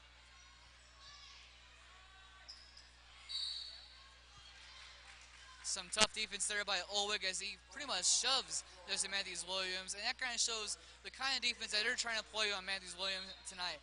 No team's really been able to stop this man tonight, or all season, but tonight, rather, they're playing tight man-to-man defense. Every time he gets the ball, they are right on him, and that's another foul called against Ulwig, and one of the biggest risks of doing such a thing is fouls, and it's proven as a difficult challenge to overcome for Brian Ulwig in these past couple of moments. Here's Matthews-Williams against Ulwig now. Ulwig's got a bit of a smile on his face, and that's because he just got a steal. And he draws the foul. Matthews-Williams wanted a travel. That is not what the ref will be calling, though. He'll be calling a foul against Matthews-Williams. And the Viking student section is starting to make some noise for the visiting Vikings.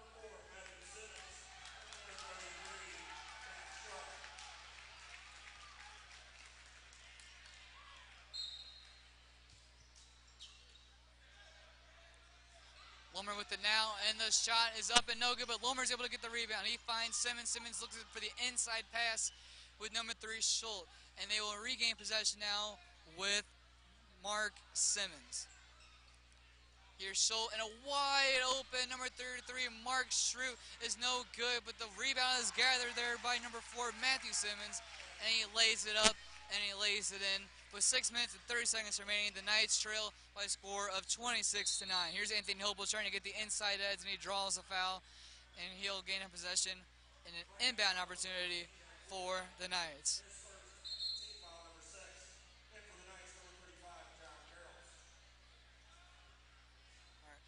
All right, Gavin, with 6 minutes and 26 seconds remaining here in the first half, the Knights' offense has been a little bit slow. They have not put up any points here in this second quarter. What's gone wrong for this team? Well, they're giving up way too many turnovers, and really one of the main issues is they're missing balls like that. But, the turnovers are a big issue, and leaving men wide open and not passing to people who are wide open who can take a deep three or find another way to score in the paint. Here's Matthew Simmons with it now. He's being double guarded by Miles Montgomery and Rizwan Hyder, but Miles Montgomery got a little bit too up close and personal there, and he's called for the foul. Second foul called against Miles Montgomery so far tonight.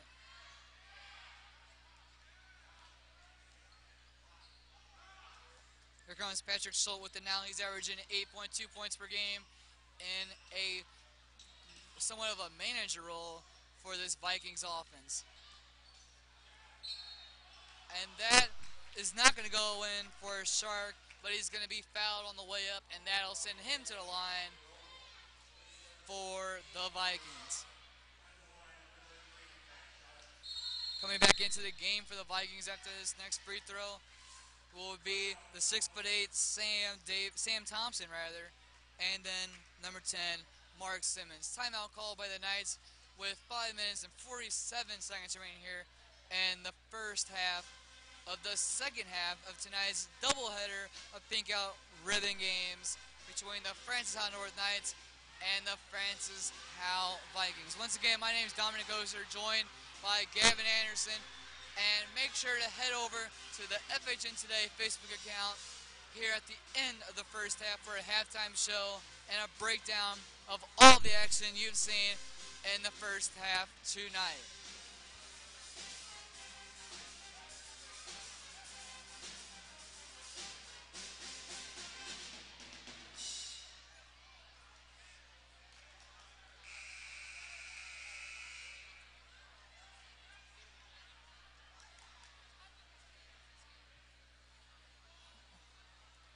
And we are back from this timeout break. And Gavin, if you look around, it is a sold-out crowd. You don't see empty seats anywhere. On the left side, there's the Francis Howell section that is jam-packed. The middle, you have parents and teachers and everyone else jamming the middle up. And on the right, the student section, all in pink for the Francis Howell North Knights. The score is a bit of a blowout right now, 27-9.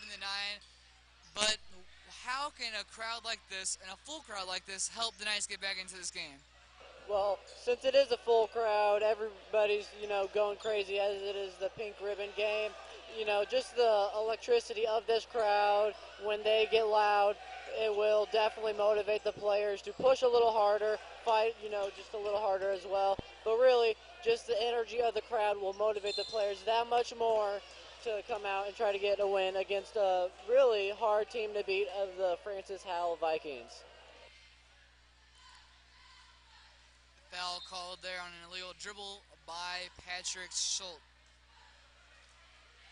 Here's Justin Matthews-Williams with it now. He calls for a screen from John Geraldton. Geraldton gets him that screen. He's now double team looking for an open option. He finds Miles Montgomery.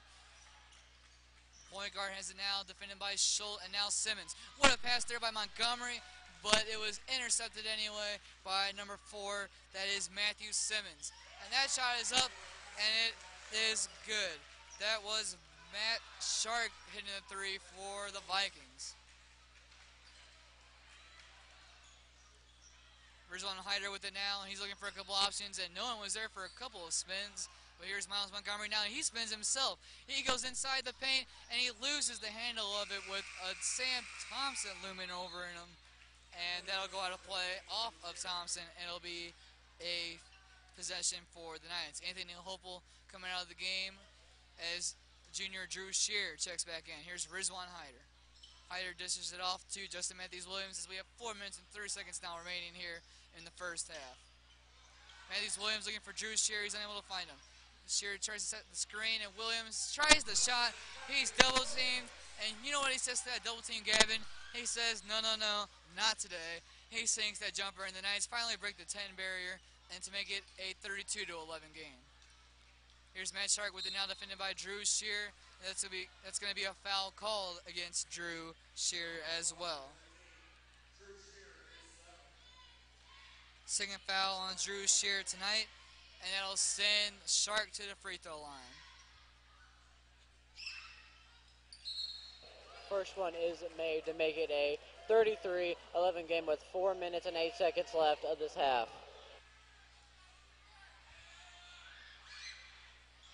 And a second one is made to now make it 34-11. Making both free throws, excuse me. I'm saying field goals. What am I thinking? Is this football or something? But anyway, the free throws are both good by Shark, and he has been efficient all year from the free throw line. He has scored on 69% of his free throws. That takes a deflection off of a Viking, and 2 subs are coming into the game for the Knights. Anthony Hopel already coming back into the game, and Max Smallwood checking in for the Knights. Rizwan Hyder and Drew Shear will take a seat on the bench with 3 minutes and 50 seconds remaining as Hopel takes possession for the Knights. Here's John Girls, and Girls' jumper is no good, And the rebounds gathered by Sam Davis using that 6'8" height to his advantage. And Simmons is left unmarked. And two Knights go hurtling over him. And they're thinking this is the Summer Olympics, but the Winter Olympics are going on, not the summer. And you can't do that as the Vikings player or fans are letting them know. Two free throw attempts coming up for number 4, Matthew Simmons. First of two is good, and that extends the lead to a 35-11 Vikings lead.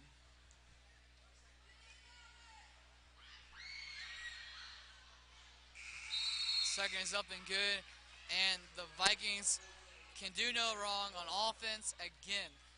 Every time they go down the court, they are confident, and every single player is confident in finding the basket, and it's proven to be a really difficult challenge for the Knights to stop tonight. They had to stop sending the varsity Vikings for the boys, as that's a Miles Montgomery three from all about the same distance as his earlier three. But back to my point, they have to try to change something on offense, or on defense rather, and stop giving the Vikings this many wide open opportunities. Also, if the Knights want to win this game, they have to stop leaving men wide open. They've left men wide open all game, and that's also what's caused this big blowout that has happened so far.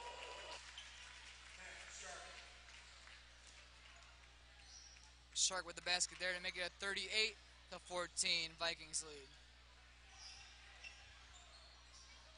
Montgomery triple team, but he somehow gets out of that. Here's John Gerolds. Gerolds looking for Montgomery, and that's a turnover that the Knights could not afford. Here comes Simmons. Gerolds looking for the block, unable to pull it off, and it's a layup for Simmons.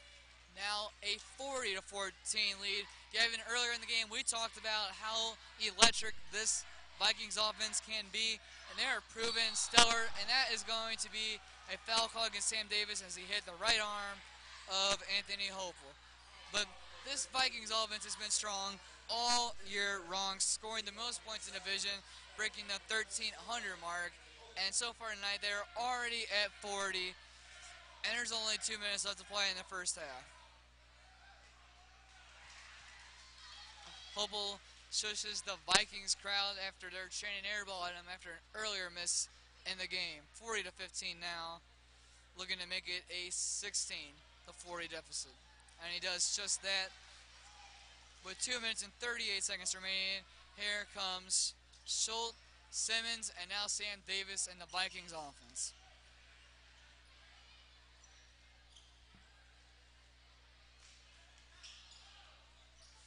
Simmons left wide open from the three-point line. Here is a wide open Matt Shark, and that three is no good, but the rebound is uncontested for Simmons. And the layup is good by Schultz. Just no contest there on defense by the Knights. They have to try to show more passion on the defensive end of the ball, and when there's a rebound, they got to go up for it. They did not show any energy on that rebound attempt, and that just gave 3 points to the Vikings. Foul call there against Howell, and a possession will be for the Howell North Knights, and a free throw attempt for Justin Matthews Williams. Matthews Williams is shooting 74% from the line this season. We'll see if he can keep his efficient numbers up during this trip at the line.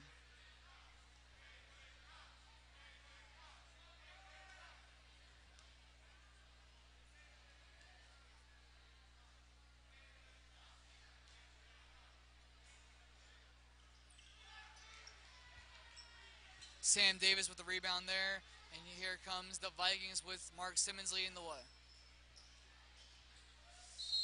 Nice design play there between Simmons and the 6'8" Sam Thompson.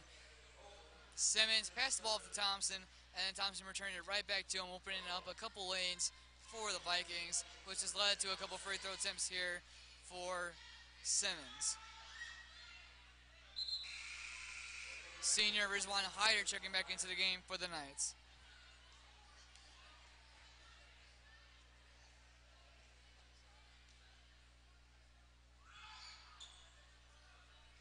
Second free throw is no good, but that is Shark getting the rebound and sinking the 2 points. What should have been just a 1 point possession there for the Vikings turned into a 3 point possession. Here comes Justin Matthews Williams, and he is hit back by Sam Thompson, and the Rizwan Hyder 3 pointer is no good.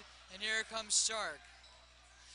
And Rizwan Hyder with a great steal attempt there knocks it out of play, but it'll be a possession now, and it'll remain a possession for the Vikings. Tough offensive possession there for the Knights.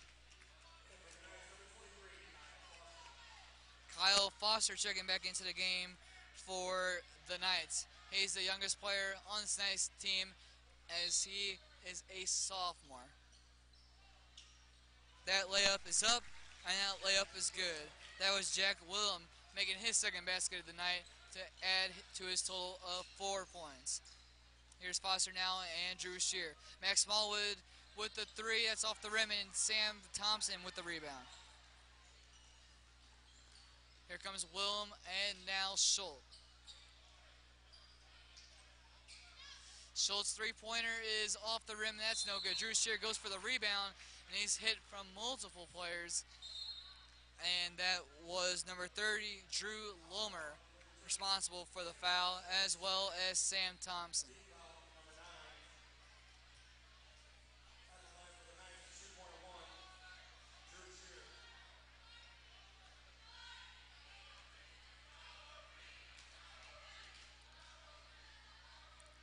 Shear's first free throw attempt is no good, and the Knights try to get the rebound, and it looks like it took deflection off of Drew Lomer. And with 56 seconds left to play here in the first half, the Knights will have a possession with Drew Shear passing to Rizwan Hyder.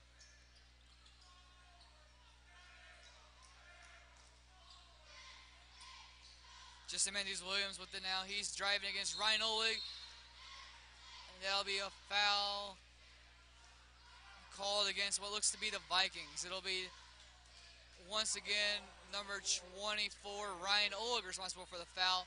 Already his third foul on the night. Drew Shear going to the line. He is 30% at the free throw line, making 3 of 10. As he makes that one to make it a 46-17 game with 43 seconds left of this half.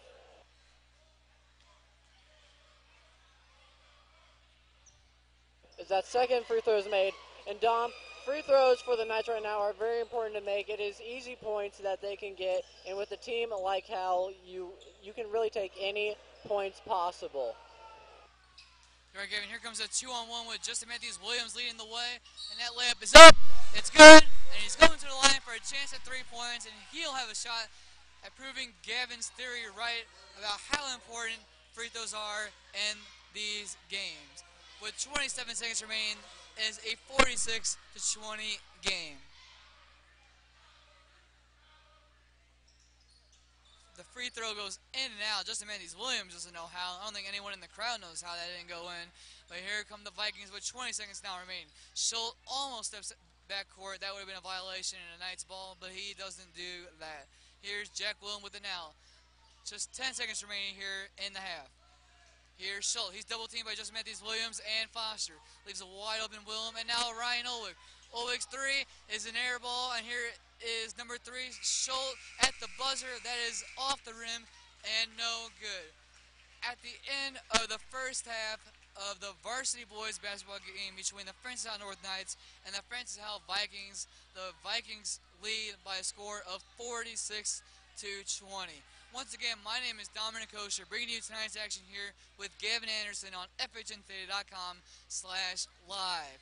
On our Facebook channel, FHN Today, you can catch the halftime show between me and Gavin discussing what happened in that first half, what went wrong for the Knights, and how they can try to rebound in the second half. Once again, the score is 46-20 at the end of the first half.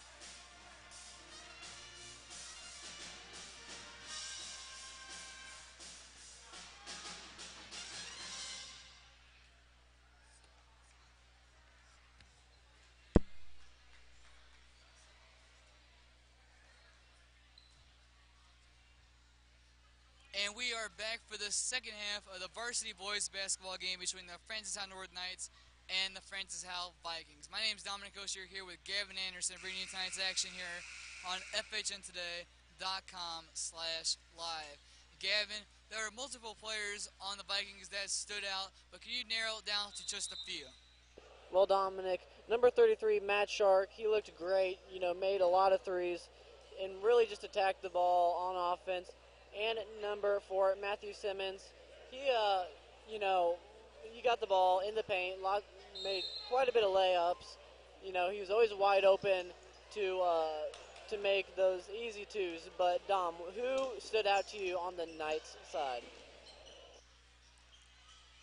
Well, Gavin, Miles Montgomery hit a few crucial threes as Justin Matthews Williams' three is off the rim and out of play, and it looks like that took a deflection off of number 10, Mark Simmons. But it looked like it went out of play on Mark Simmons, but it looks like he was an over-the-back foul called against Simmons. Here's Justin Matthews Williams now. But as I was mentioning earlier, Gavin, Miles Montgomery hit a few threes. He tries another one there. And if he can get that three-point game going, it can maybe jumpstart this Knights offense that has hit a bit of a steady still here tonight. Three-pointer there by Dalen Dalton getting his first action of tonight's game. Goes off the rim and out of play. And here's Drew Shear's layup attempt. And that is not going to go in. Here comes Simmons. Simmons tries to keep it in play. He's unable to do so. It was a wide open breakaway there for Simmons. And what a move there by Miles Montgomery. He passes it out wide to Justin Matthews Williams, but that goes out of play. With 7 minutes and 4 seconds remaining, the Vikings will take possession with number 3, Patrick Schultz, inbounding the ball to Dalen. And Dalen Dalton gets his first bucket of the game, and that's a layup to make it a 48-20 Vikings lead.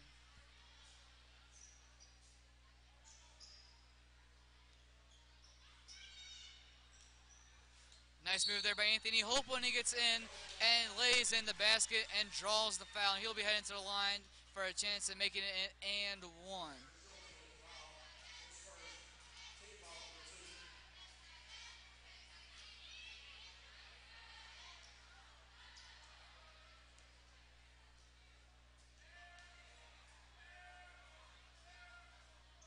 Hopel's free throws up and it's good, and he converts on the and one opportunity to make it a three-point play for the Knights, and a much-needed three-point play. And here is a double team by the Knights with Justin Matthews Williams, Miles Montgomery, and it works. Here's Justin Matthews Williams.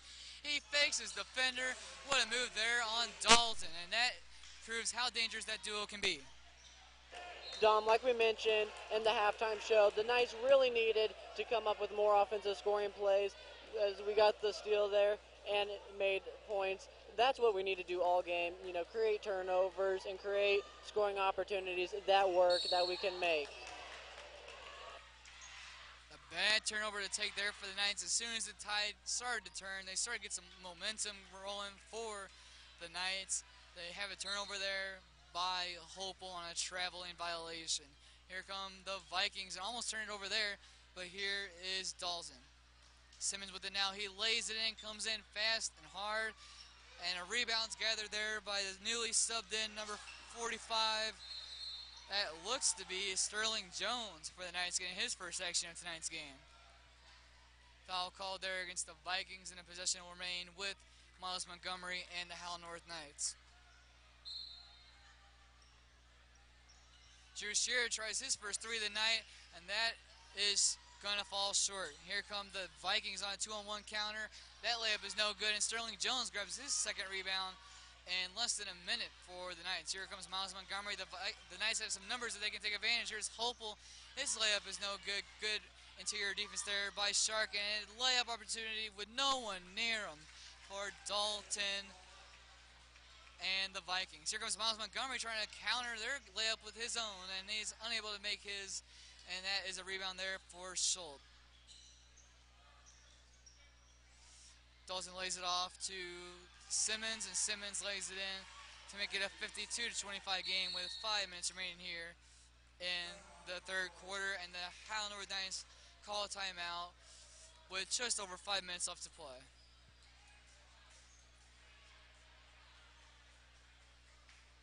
In this timeout break, Gavin, what do you think head coach Davis and assistant coach Wright are telling their players here in this timeout? Well, Dom, really, he's going to tell his boys to really keep their composure. They look to be shaken up as turnovers are being made. But really, he's saying, play good D, quit leaving guys open as they had a couple wide open points shots again. But really, find get open on offense, find ways to score on offense, and also limit their turnovers, and really just find a better way to play defense and maybe score some offensive points as Justin Matthews Williams misses that shot. A rare miss from that kind of an opportunity for Justin Matthews Williams. 9 times out of 10, he's going to sink those, and with no defender on him to airball it, not what you would expect from that player. Here is Sterling Jones getting his first free throw attempts of the night, and he sinks his first. To make it a 52-26 Vikings lead with 5 minutes and 7 seconds left of this third quarter. Anthony Hobo gets the rebound. He tries the jumper, and it's good. A big possession there for the Knights. The second free throw from Sterling Jones was missed, but Hopel was able to get up top, get the board, and get the Knights on the board to make it a three-point play. And here's a turnover, and here comes Justin Matthews Williams. He puts a move on Sam Thompson, but the layup is no good, and here come the Vikings the other way. They're led by number 2, Tanner Wilkinson. Wilkinson dishes it off to Ryan Olwig, and Olwig travels, and that is a violation and a possession for the Knights. First action of the game so far for Wilkinson. Yeah, that turnover that the Knights just committed there, that was excellent, but it just hurts that they could not, score off of that play. And that's just those are the exact, scoring opportunities that you want and that you need to really commit to and, make. Miles Montgomery now, and then that's a foul called against Tanner Wilkinson, who slapped the right arm of Miles Montgomery.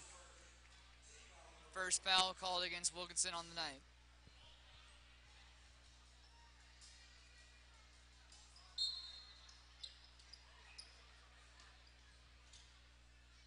Montgomery gets it back from Drew Shear, and he's defended by Tanner Wilkinson.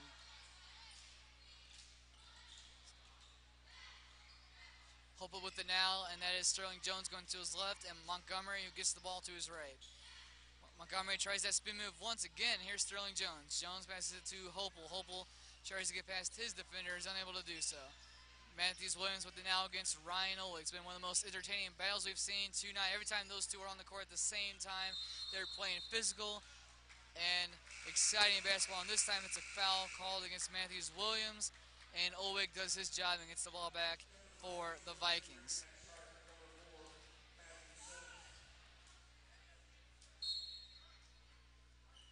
The Vikings leading scorer, Matt Shark, checks back into the game, and here is number 4, Mark Simmons. He passes it inside to Shark, and Shark's layup is no good, but he'll draw a foul and head to the free throw line.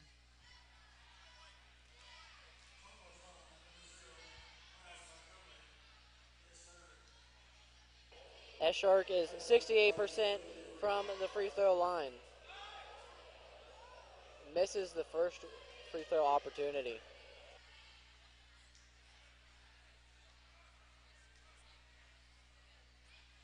Second opportunity is made to make it a 53-28 game with 3 minutes and 43 seconds left in this third quarter.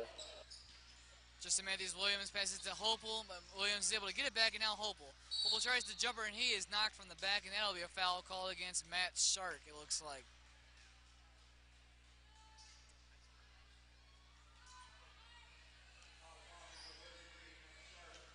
Hopel headed into the line. Second foul called against Shark on the night. With 3 minutes and 36 seconds left, Hopel's first free throw attempt is up, and it's good to make it 53-29 Vikings lead.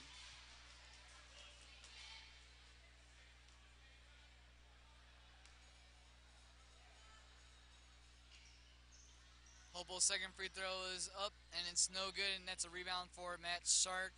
And here comes Tanner Wilkinson in the Vikings. Wilkinson passes it to Sam Thompson, and Thompson using that size to his advantage yet again. Almost impossible to defend for any nice defender. Nice move there by Justin Matthews Williams. And Thompson on one end, he lays it in using his size on that end. And then this side, he gets a block against Justin Matthews Williams. Sam Thompson proved to be one of those important players on this Francis Howell team. Here comes Hopeful with Drew Shear to his left, and here's Miles Montgomery all day to prepare for this three-pointer, but it's no good. Here comes Wilkinson. Wilkinson tries the layup. That's no good. Good defense there by Justin Matthews Williams. A 3-on-3 here, and Matthews Williams gets a wide open look. That's no good. Hopeful gets the rebound. Miles Montgomery's left wide open, defended by what looked to be number 14. That was Jack Willem. And another scoreless possession for the Knights, and they cannot afford to give in the Vikings this many opportunities to improve their lead.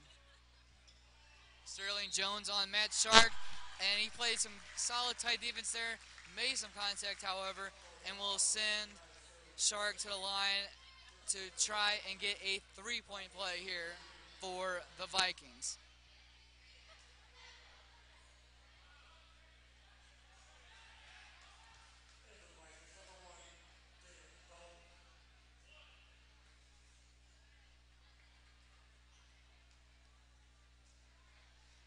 Sharks and one opportunity is no good, and Drew Shears there for the rebound.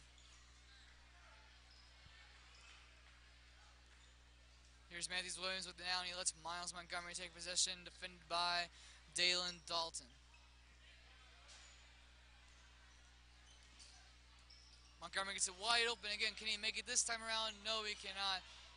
And that took a deflection off of Dalton. It'll be possession for the Knights.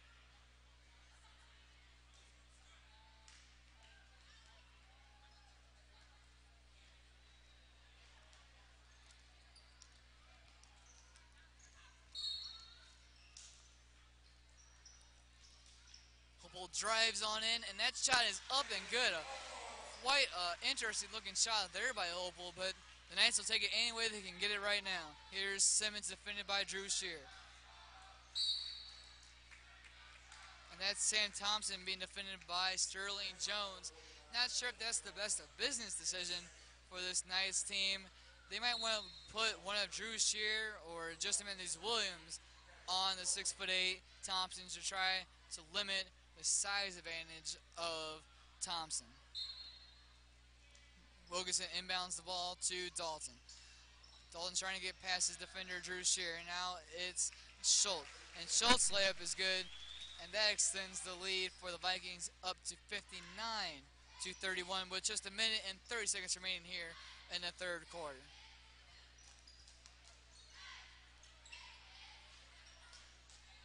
Hopewell keeps the ball in bounds and going from backcourt violation. That's a shot from Hopewell, and it's no good.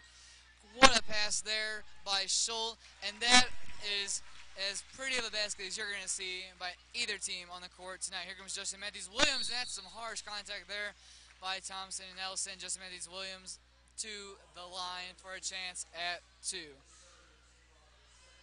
On that last possession for the Vikings, Schultz passed it all the way across the court to a sprinting Dalton, found him perfectly, found him beautifully, and got the basket for the Vikings. First of 2 is good for Williams, and checking back into the game is number 10, Mark Simmons, coming in for Sam Thompson. Sam Thompson has 3 fouls, and you can see that the Francis Howell coaches are trying to keep him out of trouble as this game reaches its final stages. Justin Matthews Williams converts both of his free throw attempts to make it a 28-point game.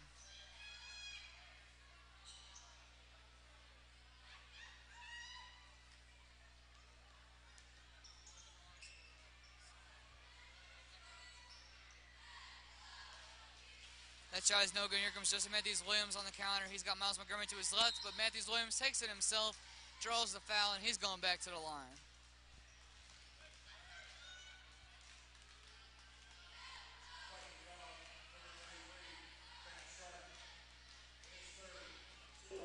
Justin Matthews Williams going to the line with a 74% free throw percentage, as he makes the first one to make it a 62-34 game with 48 seconds left in this third period. Second is good as well, Gavin. And free throws might be the best way the Knights to get back into this game. They're having some troubles getting guys open, getting open looks. And when that happens, you just got to get it to your best players and trust them. And that's Tanner Wilkinson with the layup for the Vikings. But you got to trust your best players. Let them make something happen. And that's what they've been doing with Justin Mendes Williams, driving it in and drawing fouls. Williams tries the jumper, and that's good. And he's starting to heat up. He's got 6 points in the last couple of minutes. Here's Dalton. He's left unguarded. And what a pass out wide to Shark. He had a wide open layup. No one was defending him. Not really sure what happened there, as we have 10 seconds now remaining. He's defended by Sterling Jones, now 5. He passes it inside to Simmons. Simmons to Shark. And Shark at the buzzer sinks a lip. And that is how the third quarter is going to come to a close. And at the end of 3 periods of play, the score is 65 to 37.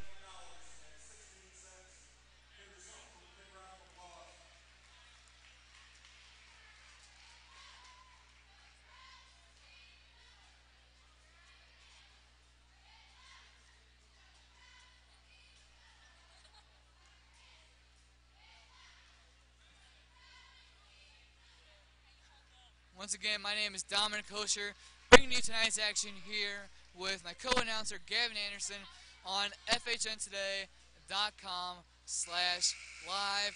Gavin, we've had a sold-out crowd all night, as we've talked about multiple times before, but with the score being 65 to 37, some fans may feel a little bit inclined to leave this game a little bit early. What would you say to them, and why should they remain at this game?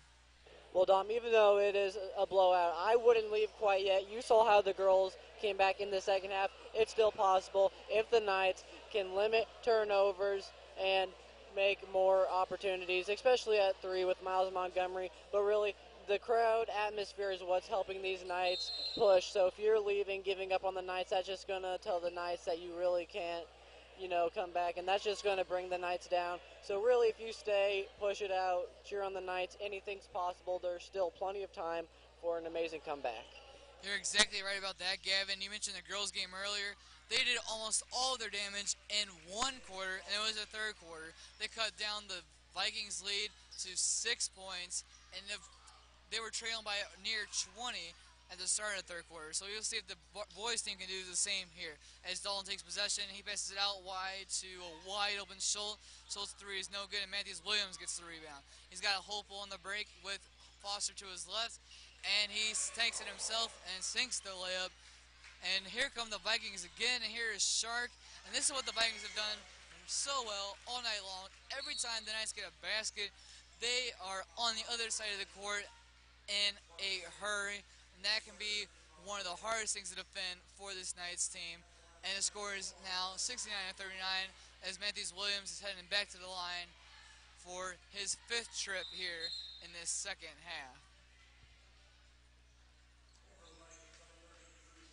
As Drew Lomer comes in for number 33, Matt Shark.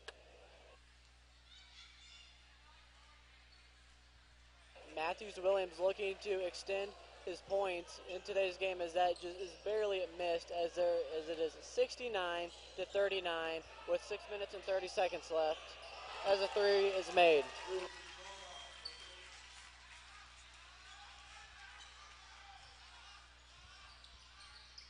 Number 3, Max Smallwood, looking to pass it to anybody.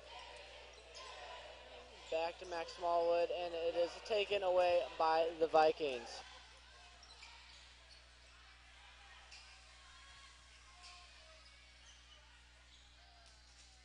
Hopewell gets the rebound there for the Knights, and here's Rizwan Hyder, who just recently checked back into the game for Howell North. Kyle Foster with it now, and the sophomore passes it out to Max Smallwood. Smallwood passes it to Justin Mendes Williams, who did a great job of making his defender of Schultz go right over him, and he got the layup to sink. Dalton takes his time as they're just going to try to get this clock to wind down as much as they can here in the closing stages of tonight's game. Here's Simmons, and Simmons travels there, and it could have been either a travel or a charge against. Simmons as he took down Foster, but either way, it's a possession for the Knights. It looks like the Vikings just pretty much cleared their bench as they make it looks like a four-man substitution. Here's Justin Matthews Williams, and he sinks a three.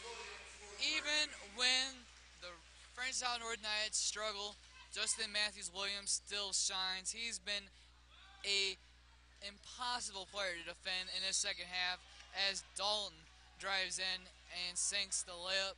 But Matthews Williams, he's knocking down his threes, knocking down his jumpers, and also getting to the line.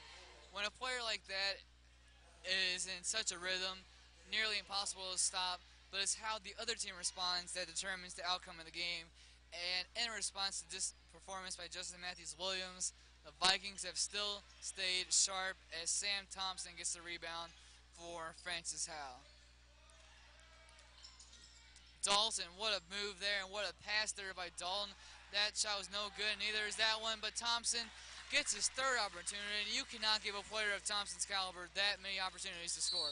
Here comes Justin Matthews Williams, and he tries to drive on Wilkinson, but that's going to be a foul called against the smaller Wilkinson, and the Knights will have the ball with 4 minutes left to play here in the fourth quarter. This is the fourth trip to the line tonight in the second half for Justin Matthews Williams.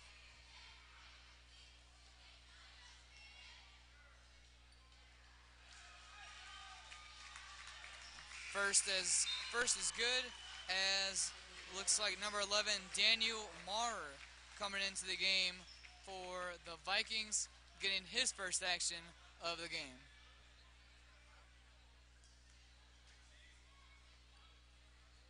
Second is good, and that will cut the lead to 76 to 46 now in favor of the Vikings.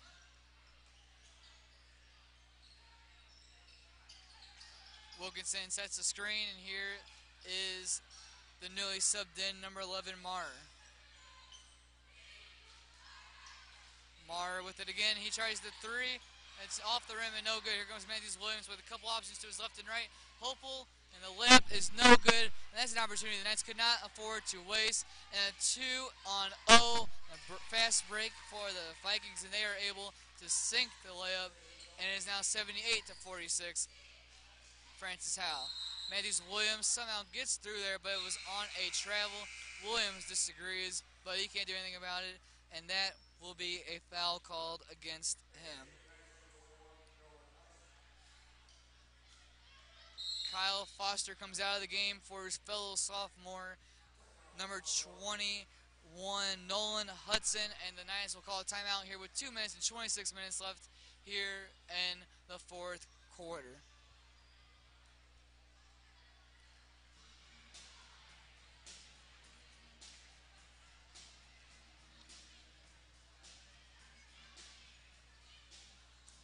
Once again, my name is Dominic Coach here with Gavin Anderson. And Gavin, the Vikings have done almost everything well tonight, but if you had to single down to one thing, what would it be?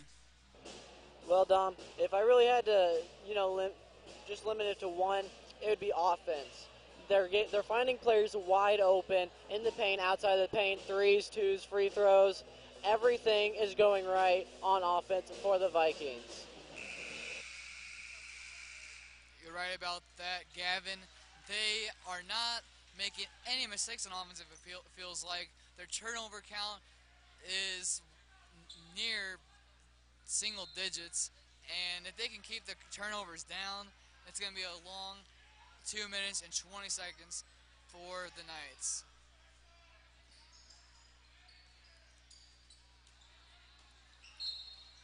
That was Dalen Dolan trying to drive in, but the ball took a deflection off of a Francis Howell North Knight, and it'll be a possession for Dalton and the Vikings. If you don't recognize Dalton anymore, he's now got a red headband on. Not really sure where he got that from, but he's got it on. New look, same Dalton. That layup was contested, and Hobble takes a shot right off his ear, it looks like, and he'll be heading to the line as well. Foul call there against senior Daniel Maurer for the Vikings.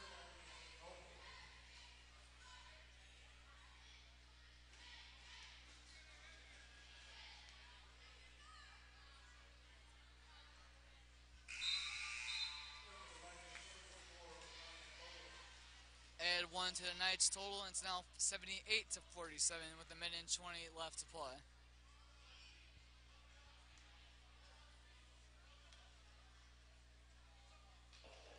And it looks like number 2, Tanner Wilkinson, is set up in his own territory, maybe possibly for a deep pass, which did not come to him.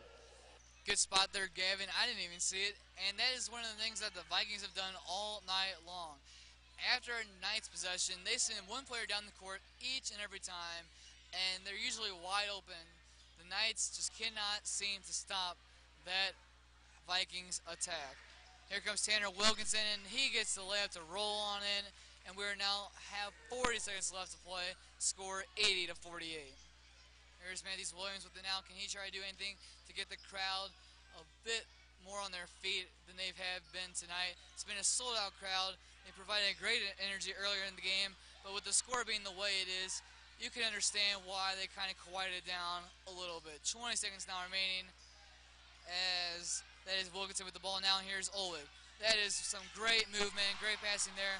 It doesn't go in. Here's Matthews Williams. He checks the clock. He sees he's got 13 seconds to play. He takes the three from wide or way downtown. That's off the rim. Here's Max Smallwood. He goes for a three. That's no good. And that, Gavin, is how the doubleheader of tonight's Pink Ribbon games will conclude. The varsity boys basketball game drops their second game in a row, I believe, to the Francis Howell Vikings by a score of 80 to 48. This loss will drop the Knights to a record of 4-15 on the season, while the Francis Howell Vikings continue to stay hot all year long, going to a record of 21 to 3. Gavin, it was a fun night. It was an electric night. The scores may not have been what the fans may have wanted to be, but what is one of your takeaways from tonight, and what is one of the most special things that you saw from either the crowd or the players on the court tonight? Well, Dom, I mean, one of the big things is the Pinky Out game. That is special. You know, breast cancer awareness, it's a big thing. To see all these students come out and support their team and see all the players support, their fans, their parents, loved ones. It's a really special night for, the Francis Howell North community in general. Yeah, Gavin, it's amazing to see all this pink in the stands. And just before the boys' game, they had a pregame ceremony with some acknowledgement to some people who've been affected by breast cancer, and it was truly special, and it was a truly special night. Looking forward to the next couple of games on both teams' schedules.